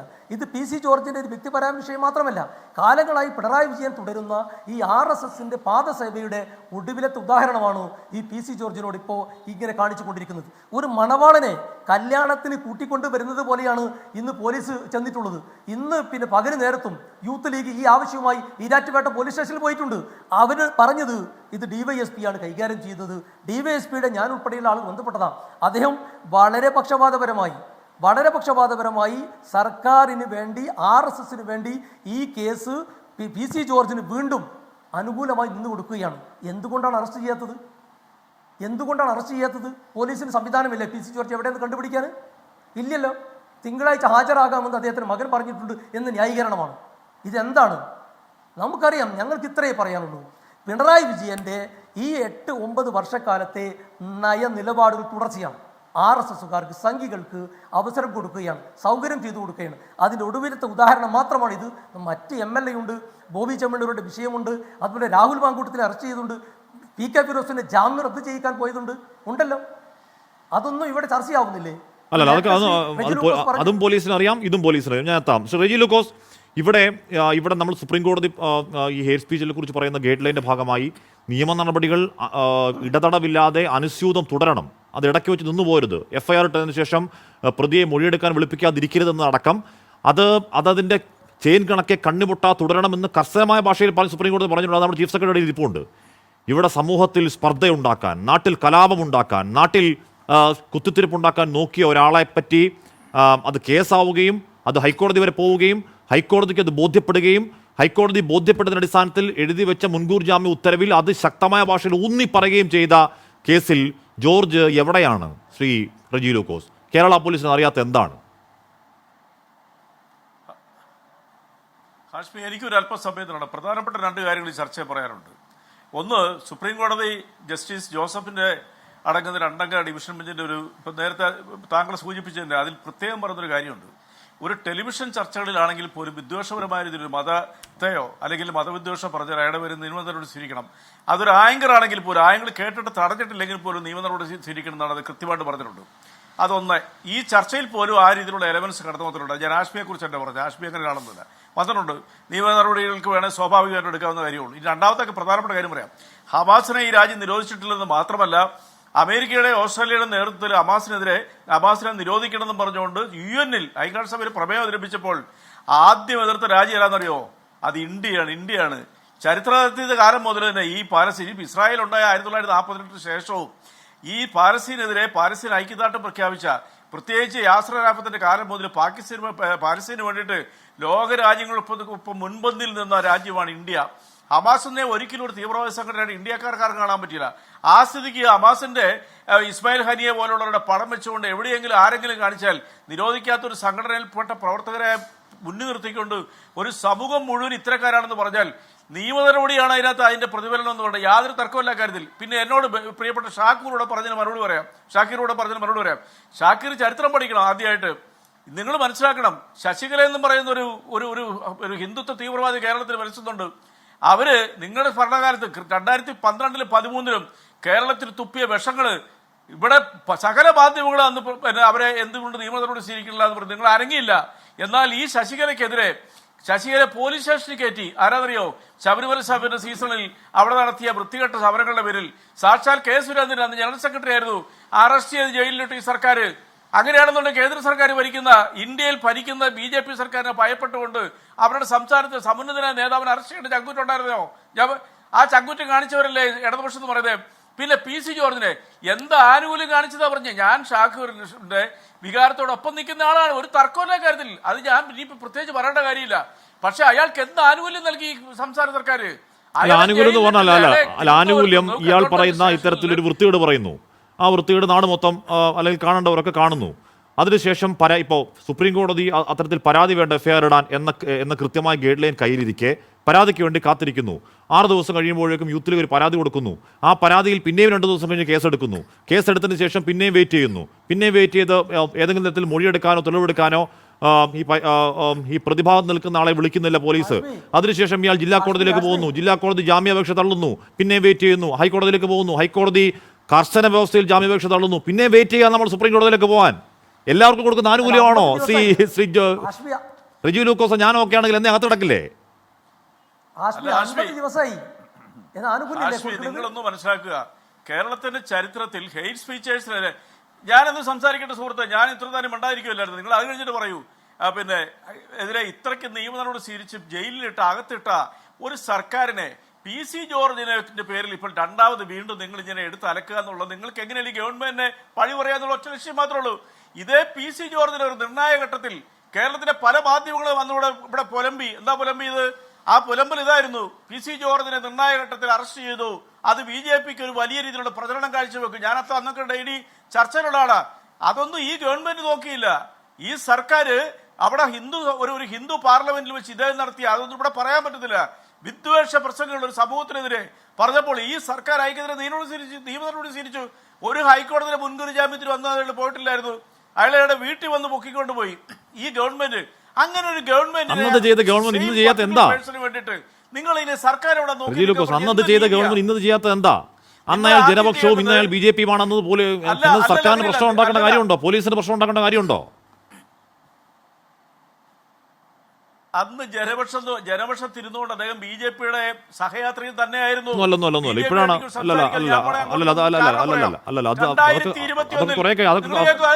അത് കുറെ കഴിഞ്ഞാണ് ജോർജ് ഒക്കെ BJP-യുടെ നേതാവുന്നത്. ആശ്മി, ഞാൻ പറഞ്ഞു ആശ്മി, നിങ്ങൾ അവരൊക്കെ സംസാരിച്ചു തടഞ്ഞില്ലേ? ഒരു ഇടതുപക്ഷ സഹയാത്രികൻ ഞാൻ മാത്രമേ ഉള്ളൂ. ഞാൻ ഇവിടുത്തെ കൃത്യമായ റെക്കോർഡാണ് സംസാരിക്കുന്നത്. റെക്കോർഡിന്റെ കാര്യങ്ങളാണ് പറയുന്നത്. 2021 ഈ മനുഷ്യൻ നോക്കാനുള്ള കാരണം എന്താ അറിയോ? 2016 27 സീറ്റ് 27,000 വോട്ട് കൊണ്ട് ഒറ്റയ്ക്ക് ഒന്നും ജയിച്ചാണ് 4 പേരോട് യുദ്ധം ചെയ്ത്. 2021 ജയിക്കാനുള്ള കാരണം, തോക്കാനുള്ള കാരണം എന്താ? ആ കാരണം ഇതാണ്. അതായത് തന്നെ നിയമസഭയിൽ 35 വർഷത്തോളം നിയമസഭയിൽ എത്തിച്ച, തന്നോടൊപ്പം നിന്നൊരു ഹീറോയെ പോലെ പരിഗണിച്ച ഒരു വലിയ വിഭാഗത്തിന്റെ, അത് തുറന്നു പറയാം, ഒരു മുസ്ലിം സമൂഹത്തിന്റെ പൂർണ്ണ സപ്പോർട്ടോടെയാണ് ഇയാൾ നിയമസഭയിൽ പോയത്. ആ സമൂഹത്തിനെ വളരെ മോശമായിട്ട് സംസാരിച്ചതിന്റെ പേരിലും പല വേദികളിൽ സംസാരിച്ചതിന്റെ പേരിലാണ് ആ മനുഷ്യൻ വളരെ ദയനീയമായിട്ട് ഈ കഴിഞ്ഞ നിയമസഭാ തെരഞ്ഞെടുപ്പിൽ തോറ്റുപോയത്. അപ്പൊ അതുകൊണ്ട് അന്ന് അങ്ങാരും BJP-യുടെ ആളായിരുന്നു അല്ലായിരുന്നു എന്ന് പറയണ്ട. അതൊക്കെ ഈ കേൾക്കുന്ന അറ്റ്ലീസ്റ്റ് കോട്ടയക്കാർക്കെല്ലാം അറിയാം, നിങ്ങൾക്കും അന്നുണ്ടായ സാഹചര്യം ഉണ്ടാകുമ്പോൾ ഉണ്ടാകുന്ന മാറ്റം, ഒരു സിനേറിയോ മാറ്റം എന്ന് പറയുന്നത് അന്ന് അയാൾ ജനപക്ഷത്തിന്റെ നേതാവ്, എന്നാൽ BJP-യുടെ നേതാവാണെന്നു. പക്ഷേ കെന്നഡി കരിമിക്കാലം ഈ PC ജോർജിന്റെ ഈ വർഗീയ പ്രസ്താവന മാത്രമല്ല, നേരത്തെ CK ഷാക്കർ പറഞ്ഞത് ഓർക്കാതിരിക്കുകയായിരുന്നു ഞാൻ. CK ഷാക്കർ പറഞ്ഞ ഈ ജോസ് കെ മാണിയുടെ ഭാര്യ നടത്തുന്ന ഒരു യാത്രയെ പറ്റി ഇയാൾ പറഞ്ഞ ഒരു വഷളം പ്രസ്താവന, ഒരു ഫേസ്ബുക്ക് പോസ്റ്റ്, അതിനെ വിമർശിച്ചെഴുതിയ പോസ്റ്റിൽ ഒരു ശബ്ദരേഖയാണ്, ഒരു ഫോൺ റെക്കോർഡാണ്. വെറുതെ ഒന്ന് കേട്ടുപോയി, അറിയാതെ കേട്ടുപോയതാണ് എന്ന് പറഞ്ഞാൽ അത് കേട്ടപാട് വീട്ടിൽ പോയി കുളിക്കണം എന്ന് തോന്നി. അത്രയ്ക്ക് വൃത്തികെട്ട, കേട്ട് മനുഷ്യരായി പിറന്ന ഒരാൾക്കും കേട്ടിരിക്കാൻ കഴിയാത്ത രീതിയിലുള്ള അത്രയും വൃത്തികേട്, വെളിവുകേട്. പക്ഷെ കെന്നഡി, ഈ കോടതി ഉത്തരവ് താങ്കൾ ഉറപ്പായും വായിച്ചതാണ്. നഖശികാന്തം കോടതി എതിർക്കുകയാണ്. കോടതി ഇയാളുടെ മുൻ പ്രസ്താവനകൾ എണ്ണി അതിൻ്റെ ക്രൈം നമ്പർ അടക്കം പറയുകയാണ്. അതിലൊക്കെ ജാമ്യവ്യവസ്ഥ ഇയാൾ ലംഘിച്ചതിനെ പറ്റിയുള്ള നിരന്തരം ഡീറ്റെയിൽ ആയിട്ടുള്ള ഒരു ഉത്തരവാണ്. അതിനുശേഷവും എന്തുകൊണ്ടാണ് ജോർജിനെ പിന്തുണയ്ക്കാം എന്നൊരു ടെൻഡൻസി ഉണ്ടാവേണ്ട കാര്യം? ശ്രീ കെന്നഡി കരിമ്പിങ്കാലയിൽ ഒരിക്കലും ഞാൻ തുടക്കത്തിലെ തന്നെ ആശ്മി പറഞ്ഞല്ലോ, ജോർജിനെ പിന്തുണയ്ക്കാം എന്നുള്ളൊരു നിലപാടില്ല. ജോർജിനെ ഈ ഒരു ഘട്ടത്തിൽ പിന്തുണയ്ക്കുക എന്ന് പറഞ്ഞു കഴിഞ്ഞാൽ തലയ്ക്ക് വെളിവുള്ള ആരെങ്കിലും ചെയ്യുമോ ആശ്മി? അത്യാവശ്യം കോമൺ സെൻസ് ഉണ്ട്. അതുകൊണ്ടാണ് ഞാൻ പറഞ്ഞത് ജോർജിനെ ഡിഫെൻഡ് ചെയ്യാന്നുള്ള ഉദ്ദേശമല്ല, ജോർജിനെ ഡിഫെൻഡ് ചെയ്യാന്നുള്ളതല്ല ഉദ്ദേശം. പക്ഷേ നമ്മളൊരു കാര്യം അവതരിക്കുമ്പോൾ, ഇപ്പോൾ ഹാഷ്മി, ഇപ്പോൾ ഈ പാനലിലിരിക്കുന്ന 3 പേര്, റെജി LDFിൻ്റെ ഒരു പ്രതിനിധിയാണ്. ഗവൺമെൻറ്റിനെതിരെ എന്തെങ്കിലും അത്തരം ഒരു ആരോപണങ്ങളോ അങ്ങനെ എന്ന് വന്നു കഴിഞ്ഞാൽ ഡിഫെൻഡ് ചെയ്യുക എന്നുള്ളൊരു ബാധ്യത, ഉത്തരവാദിത്തോടു കൂടിയാണ് അദ്ദേഹം ഇരിക്കുന്നത്. ബാക്കി 2 പേരിരിക്കുന്നത് ഒരു വളരെ ബയാസ്ഡ് ആയിട്ടുള്ളൊരു നിലപാടുമായിട്ടാണ്. ഹാഷ്മി അതിനെ ലീഡ് ചെയ്യുന്നു. അപ്പോൾ ഞാൻ കുറച്ചുകൂടി, ഞാൻ പറഞ്ഞല്ലോ, ഞാൻ ഇത്തരം ഈ പല കോണ്ടെക്സ്റ്റുകൾ ഞാൻ എടുത്തു പറഞ്ഞു. ഇയാൾ ഏതൊക്കെ സമയത്താണ് ഇത്തരം കാര്യങ്ങൾ ചാനലിൽ ചർച്ച ചെയ്യുമ്പോൾ അതിന്റെ ഒരു വശം സംസാരിക്കാനിരിക്കുന്ന ഒരാളെന്നുള്ള ആങ്കർ അയാള് ഒട്ടും ഒരു കാലത്തും അങ്ങനെ ഒരു വശം PCക്കില്ല. PCയുടെ വശം എന്താണ്? അദ്ദേഹത്തിന് നിലനിൽപ്പ് വശം മാത്രമേ ഉള്ളൂ. ഞാൻ പറഞ്ഞില്ലേ ഞാൻ ആത്മാർത്ഥമായി കരുതുന്നില്ല PC ജോർജിന്റെ ഉള്ളിൽ ഈ പറഞ്ഞ കൊടിയ വർഗീയത തികട്ടി വരുന്നതാണ് ഞാൻ ആത്മാർത്ഥമായി ഞാൻ കരുതുന്നത്. അതിന് കാരണം എന്താണെന്ന് അറിയോ? PCയുടെ പ്രശ്നം വോട്ടാണ്, നിലനിൽപ്പാണ്. PCക്ക് അവിടെ കിട്ടിക്കൊണ്ടിരുന്ന പോപ്പുലർ PFIയുടെ വോട്ട് കിട്ടിയ കാലത്ത് PFI എന്ന് പറയുന്ന സംഘം നിരോധിക്കപ്പെടുന്നതിന് മുമ്പ് അവരുടെ മഹാസമ്മേളനത്തിൽ പോയി ഈ പറയുന്നത് എന്താണ് അസ്സലാമു അലൈക്കും എന്നൊക്കെ പറഞ്ഞ് അറബിയൊക്കെ പ്രയോഗിച്ചുകൊണ്ട് അവരെ വാനോളം പുകഴ്ത്തി, നിങ്ങളെ ആരെങ്കിലും വേട്ടയാടാൻ വന്നാൽ ചെറുക്കാൻ ഞാനുണ്ട് എന്ന് അവർക്ക് ഉറപ്പ് കൊടുത്ത PCയുടെ വാക്കുകൾ ഇപ്പോൾ യൂട്യൂബിൽ കിടപ്പുണ്ട്. SDPയെ പോലത്തെ കാര്യം, SDPI അല്ലെങ്കിൽ PFI ജോസഫ് മാഷിന്റെ കൈ വെട്ടുകയാണെങ്കിൽ ഞാൻ PFIക്കൊപ്പമാണ്, ജോസഫ് മാഷിന്റെ കയ്യല്ല തല വെട്ടണം എന്ന് പറഞ്ഞ ആളാണ്. അതിനുശേഷം അവിടുന്ന് വോട്ട് കട്ടുണ്ടായി, അവർ കൈവിട്ടു, നേരെ ഇപ്പുറം ചാടി അങ്ങേയറ്റം വർഗീയത പറഞ്ഞു. അത്രേ ഉള്ളൂ. അവിടെ വന്നപ്പോൾ അവിടെ ഇവിടെ വന്നപ്പോൾ അത്രേ ഉള്ളൂന്നേ. അങ്ങനെ PCക്ക് ഒരു വശമില്ല ഒരു കാലത്തും. കെന്നഡി, ഞാൻ വേറൊരു കാര്യം കൂടെ പറഞ്ഞുതരാം. ഇയാൾ ചാനലിൽ വന്നിരിക്കുമ്പോൾ ഇയാൾ പല കാര്യങ്ങളിലും ഒട്ടും ഒരു ഒബ്സ്ക്വയർ അല്ല, അതൊരു അംബിഗ്വസ് അല്ലാതെ വളരെ ട്രാൻസ്പെറൻ്റ് ആയി കാര്യങ്ങൾ അവതരിപ്പിക്കും. പലരും ഇത്തരം തൊട്ടാൽ കൈകൊള്ളുന്ന വിഷയങ്ങളൊക്കെയാണ് മൂടി വെച്ച് സംസാരിക്കും, അല്ലെങ്കിൽ ആ വിഷയത്തിൽ ഇങ്ങനെ പുറം തൊട്ട് മാത്രം സംസാരിക്കും. ഇയാൾ ഈ ഒരു പച്ച വർത്താനം പറയുന്നതാണ് ഇയാൾക്ക് പ്രശ്നം വരുന്നത്. കീറിപ്പൊളിച്ച് ഇയാൾ വളരെ ട്രാൻസ്പെറൻ്റ് ആയി പറയുന്നു, അത് അയാളുടെ തലയിലിരിക്കുന്നു, പിന്നെ എന്നെ ന്യായീകരിക്കാൻ വരുന്നു. ഇപ്പം ഹാഷ്മി പറഞ്ഞതാണ് 100% ശരി. അയാളൊരു അതൊന്നും അബദ്ധത്തിൽ പറയണ അല്ല കണ്ണടി. നൂറ്റാണ്ടായിട്ട് എനിക്ക് നൂറ്റാണ്ടായിട്ട് അറിയാവുന്ന ആളാണ് പി സി ജോർജ് കാശ്മീർക്ക് അറിയാവോ? പി സി ജോർജിന്റെ ഡ്രൈവർ മുസ്ലിമാണ്. പി സി ജോർജിന്റെ കൂടെ ഏത് സമയം നടക്കുന്ന സൈജോ ഹസൻ യൂത്ത് ഫ്രണ്ട് മുതൽ ഒന്നിച്ചു കൂടെ നടക്കുന്നതാണ്. അതാണ് വലങ്കൈ. പി സി ജോർജിന്റെ പൂഞ്ഞാറിലെ ഏറ്റവും വലങ്കൈ ആയിരുന്ന വായിന്ന് വരുന്ന ഇത്തരം വൃത്തികെട്ട വർത്താനമാണെങ്കിൽ ഏത് പൂഞ്ഞാറ്റിൽ ആരിടംബലുണ്ട് എന്ത് കാര്യം? എന്നടി ഇത്രയും വൃത്തികെട്ട വാക്കുകളാണ് വായിന്ന് വരുന്നതെങ്കിൽ ഇടംബലം ആര് പൂഞ്ഞാറ്റിലുണ്ടായിട്ട് എന്ത് കാര്യം? അവിടെ കുഴപ്പം അല്ല. ഞാൻ പറഞ്ഞത് അയാൾ ഒരു ആന്റി ഇസ്ലാമിക് ഒന്നുമല്ല. അയാൾക്ക് ഈ എന്താ പറയുക, ഏത് രാജ്യത്തെ മുസ്ലിങ്ങൾ മൊത്തം തീവ്രവാദികളും വൃത്തികെട്ടന്മാരുമാണ്, എല്ലാവരും പാകിസ്ഥാനോട്ട് പോകണം എന്ന് പറയുന്ന പി സി ജോർജോ? എന്നാൽ ഇപ്പൊ പി സി പറഞ്ഞിട്ട് അബ്ദുള്ളക്കുട്ടി അടക്കം പാകിസ്ഥാനോട് വിസ എടുത്ത് പോകണം. അബ്ദുള്ളക്കുട്ടി, മുക്താർ അബ്ബാസ് തക്വി, ഷാനവാസ്, എത്ര പേരുണ്ട് അവരുടെ പാർട്ടി തന്നെ? അല്ല, ഞാൻ സാക്ഷിയാണ്. അതായത് പി സി ജോർജിന്റെ കൂടെ ഒരു എറണാകുളം ഗസ്റ്റ് ഹൗസിൽ ഞാൻ ഒന്നിച്ചിരിക്കുമ്പോൾ കുറെ കൊല്ലം മുമ്പ്, എനിക്ക് തോന്നുന്നു 10-15 കൊല്ലം കാണും, ഇയാൾ പിന്നെ റോമിൽ പോവുക. ആ റോമിൽ പോകുമ്പോൾ ഇയാൾക്ക് ആദ്യമായിട്ട് ഇടാനായിട്ട് സൂട്ടും കോട്ടും ഒക്കെ തയ്പ്പിച്ചുകൊണ്ട് വന്ന് കൊടുത്തത് ഈരാറ്റുപേട്ടയിലെ ഒരു മര വ്യവസായി മുസ്ലിമാണ്. ഞാൻ ഇരിപ്പുണ്ട്. എനിക്ക് അത്ഭുതം തോന്നി ഇയാൾക്ക് ഈ ഒരു മതവിഭാഗത്തിൽ, അതൊരു വേറൊരു മതത്തിലെ വിഭാഗമായിട്ടുള്ള ബന്ധം, അയാൾക്ക് വത്തിക്കാനിൽ പോകാനുള്ള ചെലവ് കൊടുക്കുക, ടിക്കറ്റ് കൊടുക്കുക, ഇങ്ങനെ അവരൊക്കെ സ്വന്തം ആളാണ്. അവരുമായിട്ടൊക്കെ നല്ല അഭിമാനത്തോടു കൂടി ഞങ്ങളുടെ MLA എന്ന് പറഞ്ഞ് അവരുടെ വേദിയിൽ താരപരിവേഷത്തിൽ കൊണ്ട് അവതരിപ്പിച്ച MLA, അവരുടെ MLA, ഞങ്ങളുടെ വോട്ട് വാങ്ങി വാങ്ങിച്ച MLA എന്ന് അവതരിപ്പിക്കുന്ന ആള് ആ MLA എന്ന് പറഞ്ഞു നിങ്ങളുടെ വോട്ട് വാങ്ങി ജയിച്ച ഞാനത് അഭിമാനത്തോടെ എല്ലാ കാലവും പറയും. എൻ്റെ അച്ഛൻ്റെ പേര് പ്ലാത്തോടത്തോളം ജോർജ് എന്നാണെങ്കിൽ ഞാൻ പറഞ്ഞുകൊണ്ടേയിരിക്കും എന്ന് പറഞ്ഞ ആളാന്ന്. ഒരുപാട് വർഷം മുമ്പൊന്നും അടുത്ത കാലത്താണ്. എല്ലാ മുന്നണികളടക്കം അല്ല, ഒരു കാര്യം ഇന്ദിരാഗാന്ധി കൊന്ന ആരാന്നറിയോ? ആ രണ്ടെണ്ണോ? അതായത് ബഹുമാനപ്പെട്ട കെന്നഡി നേരത്തെ പറഞ്ഞല്ലോ ഡ്രൈവർ വിശ്വസിക്കാതെ. ഇന്ദിരാഗാന്ധിയുടെ ഏറ്റവും വലിയ വിശ്വസിക്കാതെ ഇന്റലിജൻസ് ഓർഡർ കൊടുത്തു ഇവരെ മാറ്റണമെന്ന്. പക്ഷേ ഇന്ദിരാഗാന്ധി പറഞ്ഞു അവരെന്റെ ഏറ്റവും വലിയ വിശ്വസിക്കാന്ന് പറഞ്ഞു. ആ ഇന്ദിരാഗാന്ധി കൊന്ന ആരാന്നറിയോ? ബിയാൻ സിംഗും സത്പൽ സിംഗും എന്ന് പറയുന്നവർ തന്നെയാ. അപ്പൊ അതുകൊണ്ട് ഒരു മുസ്ലിം ഡ്രൈവറാന്ന് ഓർത്തുകൊണ്ട് ഈ പി സി ജോർജ് എന്ത് തോന്നിയ സമയം ആ ഡ്രൈവർ പാവായിരിക്കും. പക്ഷെ അതിന്റെ പേരിൽ പി സി ജോർജിന് ഈ ഇത്ര ഉയർന്ന എന്താ പറയാ ഉന്നതനായ ഒരു രാഷ്ട്രീയ നേതാവ്, 35 വർഷം നിയമസഭയെ പ്രതിനിധീകരിച്ച വ്യക്തി, സമൂഹത്തിലെ ഹെയ്റ്റ് സ്പീച്ച് മാത്രമല്ല, അദ്ദേഹം ഭരണഘടനാ വിരുദ്ധ രാജ്യദ്രോഹ പറഞ്ഞതാ. ആ മനുഷ്യനായിരിക്കുന്നത് നിങ്ങൾ വളരെ ശ്രദ്ധിച്ചു വേണം. കോടതി എടുത്തു പറയുന്നുണ്ട് എന്ന് പറഞ്ഞാൽ 30 വർഷം ജനപ്രതിനിധിയായിട്ടും ഈ വർത്തമാനമാണ് പറയുന്നതെങ്കിൽ പി സി ജോർജ് രാഷ്ട്രീയക്കാരനായിരിക്കാൻ അർഹതയില്ലാത്ത ആളാണ് എന്ന് എഴുതി വെച്ചിരിക്കുന്നത് ഹൈക്കോടതിയാണ് കേട്ടോ. ഷൈജുവാനാണ് ഇവിടെ ഇപ്പോൾ ഏതെങ്കിലും ഒരു തുള്ളിമരുന്ന് കൊണ്ട് വന്ധീകരിക്കാൻ കഴിയുന്ന ഒരു സംവിധാനം ലോകത്ത് ഇതുവരെ കണ്ടുപിടിക്കപ്പെട്ടിട്ടില്ല.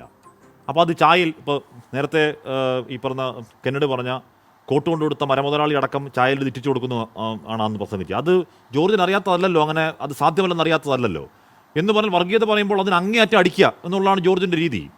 അത് നിലനിൽപ്പിൻ്റെ രാഷ്ട്രീയം തന്നെയാണെന്നാണ് എൻ്റെ വ്യക്തിപരമായ ധാരണ. ഞാനിപ്പോഴും അത് തന്നെ പറയുകയാണ്. പക്ഷേ അത് നാട്ടിലുണ്ടാക്കുന്ന സമാധാനക്കേട് പോലീസ് കാണാതിരിക്കാൻ പറ്റുമോ? ഒരു ഭരണകൂടം കാണാതിരിക്കാൻ പറ്റുമോ? ആ നാവ് ആ രീതിയിൽ ചലിച്ചുകൂടാന്ന് ഉറപ്പാക്കേണ്ട ഉത്തരവാദിത്തം ആരുടേതാണ്? ഷൈജു,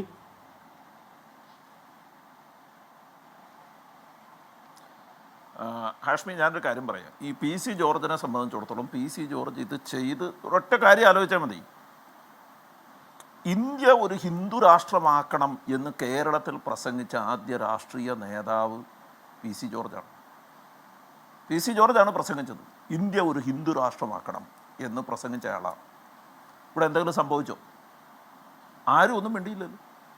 പി സി ജോർജിന് ഇതെല്ലാം എങ്ങനെ ഹാൻഡിൽ ചെയ്യണമെന്നറിയാം. പി സി ജോർജിനെ കൊണ്ട് ഇത്തരം കാര്യങ്ങൾ പറയിപ്പിക്കാമെന്ന് BJPക്ക് നല്ല ബോധ്യമുണ്ട്. അതുകൊണ്ടാണ് BJP അത് ചെയ്തത്. അതുകൊണ്ട് തന്നെ ഞാൻ വിചാരിക്കുന്നു ഇന്ന് എന്തുകൊണ്ടാണ് BJPയുടെ പ്രതിനിധികൾ ആരും ചർച്ചയ്ക്ക് വരാത്തത്? കാരണം അവർക്ക് ഇതിനെ പൂർണ്ണമായി നിഷേധിക്കാനാവില്ല. അവർക്കതിനെ പൂർണ്ണമായി നിഷേധിക്കാൻ പറ്റാത്ത തരത്തിൽ ഇത് നേരത്തെ മുൻകൂട്ടി ആലോചിച്ച് കൃത്യമായി പ്ലാൻ ചെയ്തതാണോ എന്ന് ഞാൻ സംശയിക്കുന്നുണ്ട്. എനിക്കത്തരം സംശയങ്ങളുണ്ട്. ഈ കെന്നഡി കരിമ്പിങ്കാലയുടെ ഒരു പ്രശ്നം എന്താണെന്ന് വെച്ചാൽ, കെന്നഡി കരിമ്പിങ്കാല മുൻപിന്ന് ആലോചിക്കാതെ മറ്റൊരു പി സി ജോർജ് ആകാൻ വേണ്ടി ശ്രമിക്കുന്നതാണ്. ഈ കന്യാസ്ത്രീ സമര കേസിൽ കെന്നഡി കരിമ്പിങ്കാല പി സി ജോർജ് കന്യാസ്ത്രീകളെ ആക്ഷേപിച്ചു വളരെ മോശമായ സ്ത്രീത്വത്തെ അപമാനിക്കുന്ന തരത്തിൽ സംസാരിച്ചു. കെന്നഡിയും വന്നിടത്ത് സംസാരിച്ചു. 2 പേർക്കുമെതിരെ കേസെടുത്തു. കെന്നഡി ജയിലിൽ പോയി, PC ജോർജ് ജയിലിൽ പോയില്ല. കെന്നഡി ജയിലിൽ പോയി, PC ജോർജ് ജയിലിൽ പോയില്ല. അതേ പിന്തുടർന്ന് കെന്നഡി ഇപ്പോഴും അതിനനുസരിച്ച് തുള്ളുന്നത് ബുദ്ധിയല്ല, ബുദ്ധിമോശമാണ് കാണിക്കുന്നതെന്ന് കെന്നഡിയുടെ അടുത്ത് എനിക്ക് പറയാനുള്ളൂ. കെന്നഡി ആ കാര്യം മനസ്സിലാക്കിയിട്ട് വേണം ചെയ്യാൻ. നിങ്ങൾ ഇത്ര ആലോചിച്ചാൽ മതി. റെജി ലൂക്കോസിൻ്റെ അടുത്താണ് എനിക്ക് പറയാനുള്ളത്. ഒറ്റ കാര്യം ആലോചിക്കുക. ഞങ്ങളൊരു സമരം നടത്തി, ഞങ്ങൾക്കെതിരെ പെറ്റി കേസുകളെടുത്തു. ഈ പെറ്റി കേസുകളെടുത്ത് പിറ്റേ ദിവസം ഞങ്ങളെല്ലാവരെയും മൊഴിയെടുക്കാൻ വിളിപ്പിച്ചു. ഞങ്ങളെല്ലാവരും പെറ്റി കേസിന് മൊഴിയെടുക്കാൻ വിളിപ്പിച്ചു. ഞങ്ങളെല്ലാവരും മൊഴിയെടുക്കാൻ പോയി, ഞങ്ങളുടെ എല്ലാം മൊഴിയെടുത്തു. ഇത്തരം കാര്യങ്ങളെല്ലാം ഈ പോലീസ് വളരെ കൃത്യമായി ചില ചെറിയ പെറ്റി കേസുകൾക്ക് പോലും ചെയ്യുന്നുണ്ട്. അങ്ങനെ ചെയ്യുന്ന ഒരു സാഹചര്യത്തിലാണ് ഇദ്ദേഹത്തിനെതിരെ പരാതി ഇല്ലാതെ കേസെടുക്കാം, എന്നിട്ട് പരാതി കിട്ടിയിട്ടും ഒരു മൊഴിയെടുക്കാൻ പോലും ഇതുവരെ വിളിപ്പിച്ചില്ല. ഒന്ന് മൊഴിയെടുക്കാൻ വിളിപ്പിക്കണമല്ലോ, അതുപോലും ഇതുവരെ ചെയ്തിട്ടില്ല എന്ന് ഓർക്കണം. ഇവിടെയാണ് ഞങ്ങൾ പരാതി പറയുന്നത്. ഇത് പരാതി പറയുമ്പോൾ സർക്കാരിനെതിരെ എന്തെങ്കിലും കാണിച്ച് പരാതി പറയുന്നതാണെന്നൊന്നും വിചാരിക്കണ്ട. നോട്ടീസ് മേടിക്കാൻ വീട്ടിലുണ്ടായിരുന്നില്ല സാർ. ഞാൻ പറയണത് എപ്പോഴാണ് സാർ ഇത് നിങ്ങൾ എപ്പോഴാണ് ഇത് ചെയ്തത്? ഞാൻ പറയണെന്ന് വെച്ചാൽ ഇത് കേരള പോലീസിന് വീട്ടിലൊന്നും വേണ്ടെന്ന് ഇപ്പോഴത്തെ കണ്ടീഷനിൽ മൊഴിയെടുക്കാൻ നോട്ടീസ് കൊടുക്കാനായിട്ട് ഹാഷ്മി ഇപ്പോഴത്തെ കണ്ടീഷനിൽ മൊഴിയെടുക്കാൻ വിളിക്കാനായിട്ട് പോലീസ് അവിടെ ചെല്ലുമൊന്നും വേണ്ടെന്ന്, വെറുതെ വാട്സാപ്പിൽ മെസ്സേജ് ഇട്ടാൽ മതിയെന്ന്. It is legal, it is approved. വെറുതെ വാട്സാപ്പിൽ മെസ്സേജ് ഇട്ടാൽ അവിടെ പോലീസ് ചെല്ലുമൊന്നും വേണ്ട. ഇതൊക്കെ വളരെ സിമ്പിൾ ആയിട്ട് ചെയ്യാം. ഇത് കേരള പോലീസിന് അറിയാം. കേരള പോലീസ് അത് ഷൈജു അങ്ങയുടെ അനുഭവത്തിനോട് ഒരു കാര്യം ഞാൻ പറയട്ടെ. ഈ ചർച്ച തീരാറായി. ഞാൻ അങ്ങയുടെ അനുഭവത്തിലൂടെ പറഞ്ഞത്, ക്ഷമിക്കണം. ഈ ചർച്ച തീരായി. അങ്ങും ഞാനും ഷാക്കിറും അടങ്ങുന്ന കേരളീയ സമൂഹത്തിന് ഒരു ബാധ്യതയാണ് PC ജോർജിന് മുസ്ലിം ഡ്രൈവറെ വെച്ചതിന്റെ പേരിൽ മുസ്ലിം പ്രണയിനെയാന്നൊക്കെ പറഞ്ഞു കഴിഞ്ഞാൽ കെന്നഡിക്ക് ബാധ്യതയാ. കെന്നഡി തന്നെ പറഞ്ഞു, തലയ്ക്ക് വെളിവുള്ള ആരെങ്കിലും PC ന്യായീകരിക്കും ചോദിച്ചു. കെന്നഡിക്കും ബാധ്യതയാ. അല്ലാതെ അത് കെന്നഡി ഒഴിവാക്കണ്ട. കെന്നഡിക്കും ബാധ്യത. കെന്നഡി പറഞ്ഞു തലയ്ക്ക് വെളിവുള്ള ആരെങ്കിലും PC ന്യായീകരിക്കും ചോദിച്ചാൽ അത് ബാധ്യതയാണ് എന്ന് റെജി ലൂക്കോസിന് ഉറപ്പുണ്ടെങ്കിൽ റെജി ലൂക്കോസിന്റെ സർക്കാരിനോട് അടിയന്തരമായി ഇടപെടാൻ ആവശ്യപ്പെടണം. അത് ആവശ്യപ്പെടാത്തിടത്താണ് ഈ പ്രശ്നം. ഞാൻ പറഞ്ഞു, ഇത് പൊതുസമൂഹത്തിന് നൽകുന്ന ഒരു മെസ്സേജ് അല്ലേ? ഒരാളെ അറസ്റ്റ് ചെയ്യുന്നത് പൊതുസമൂഹത്തിന് നൽകുന്ന ഒരു മെസ്സേജാണ്. താങ്കൾ ഈ പറഞ്ഞതുപോലെ 73 വയസ്സായ PC ജോർജ് ഇപ്പോഴത്തെ കണ്ടീഷനിൽ കേരള രാഷ്ട്രീയത്തിലൊരു ബാധ്യതയാണ്. എവിടെ ചെന്നാലും അദ്ദേഹത്തിനൊരു ബാധ്യതയാണ്. അദ്ദേഹം വെറുപ്പ് സമ്പാദിക്കാത്ത കേരള രാഷ്ട്രീയത്തിലെ പ്രധാനപ്പെട്ട നേതാക്കൾ ആരും ഉണ്ടെന്ന് ഞാൻ കരുതുന്നില്ല. അദ്ദേഹത്തിന്റെ നിലനിൽപ്പിനനുസരിച്ച് അദ്ദേഹം ആരെയും തള്ളിപ്പറയും. ഷാക്കിറിലേക്ക് ഒന്നുകൂടെ എത്താൻ കഴിഞ്ഞില്ല. എനിക്ക് കെന്നഡിയിലേക്ക് ഒന്നുകൂടെ എത്താൻ സമയം പൂർണ്ണമായി എന്നോട് ക്ഷമിക്കണം. നമുക്ക് അടുത്ത ചർച്ചയിൽ പരിഹരിക്കാം. എന്തായാലും ചർച്ചയിൽ പങ്കെടുത്ത എല്ലാവർക്കും നന്ദി.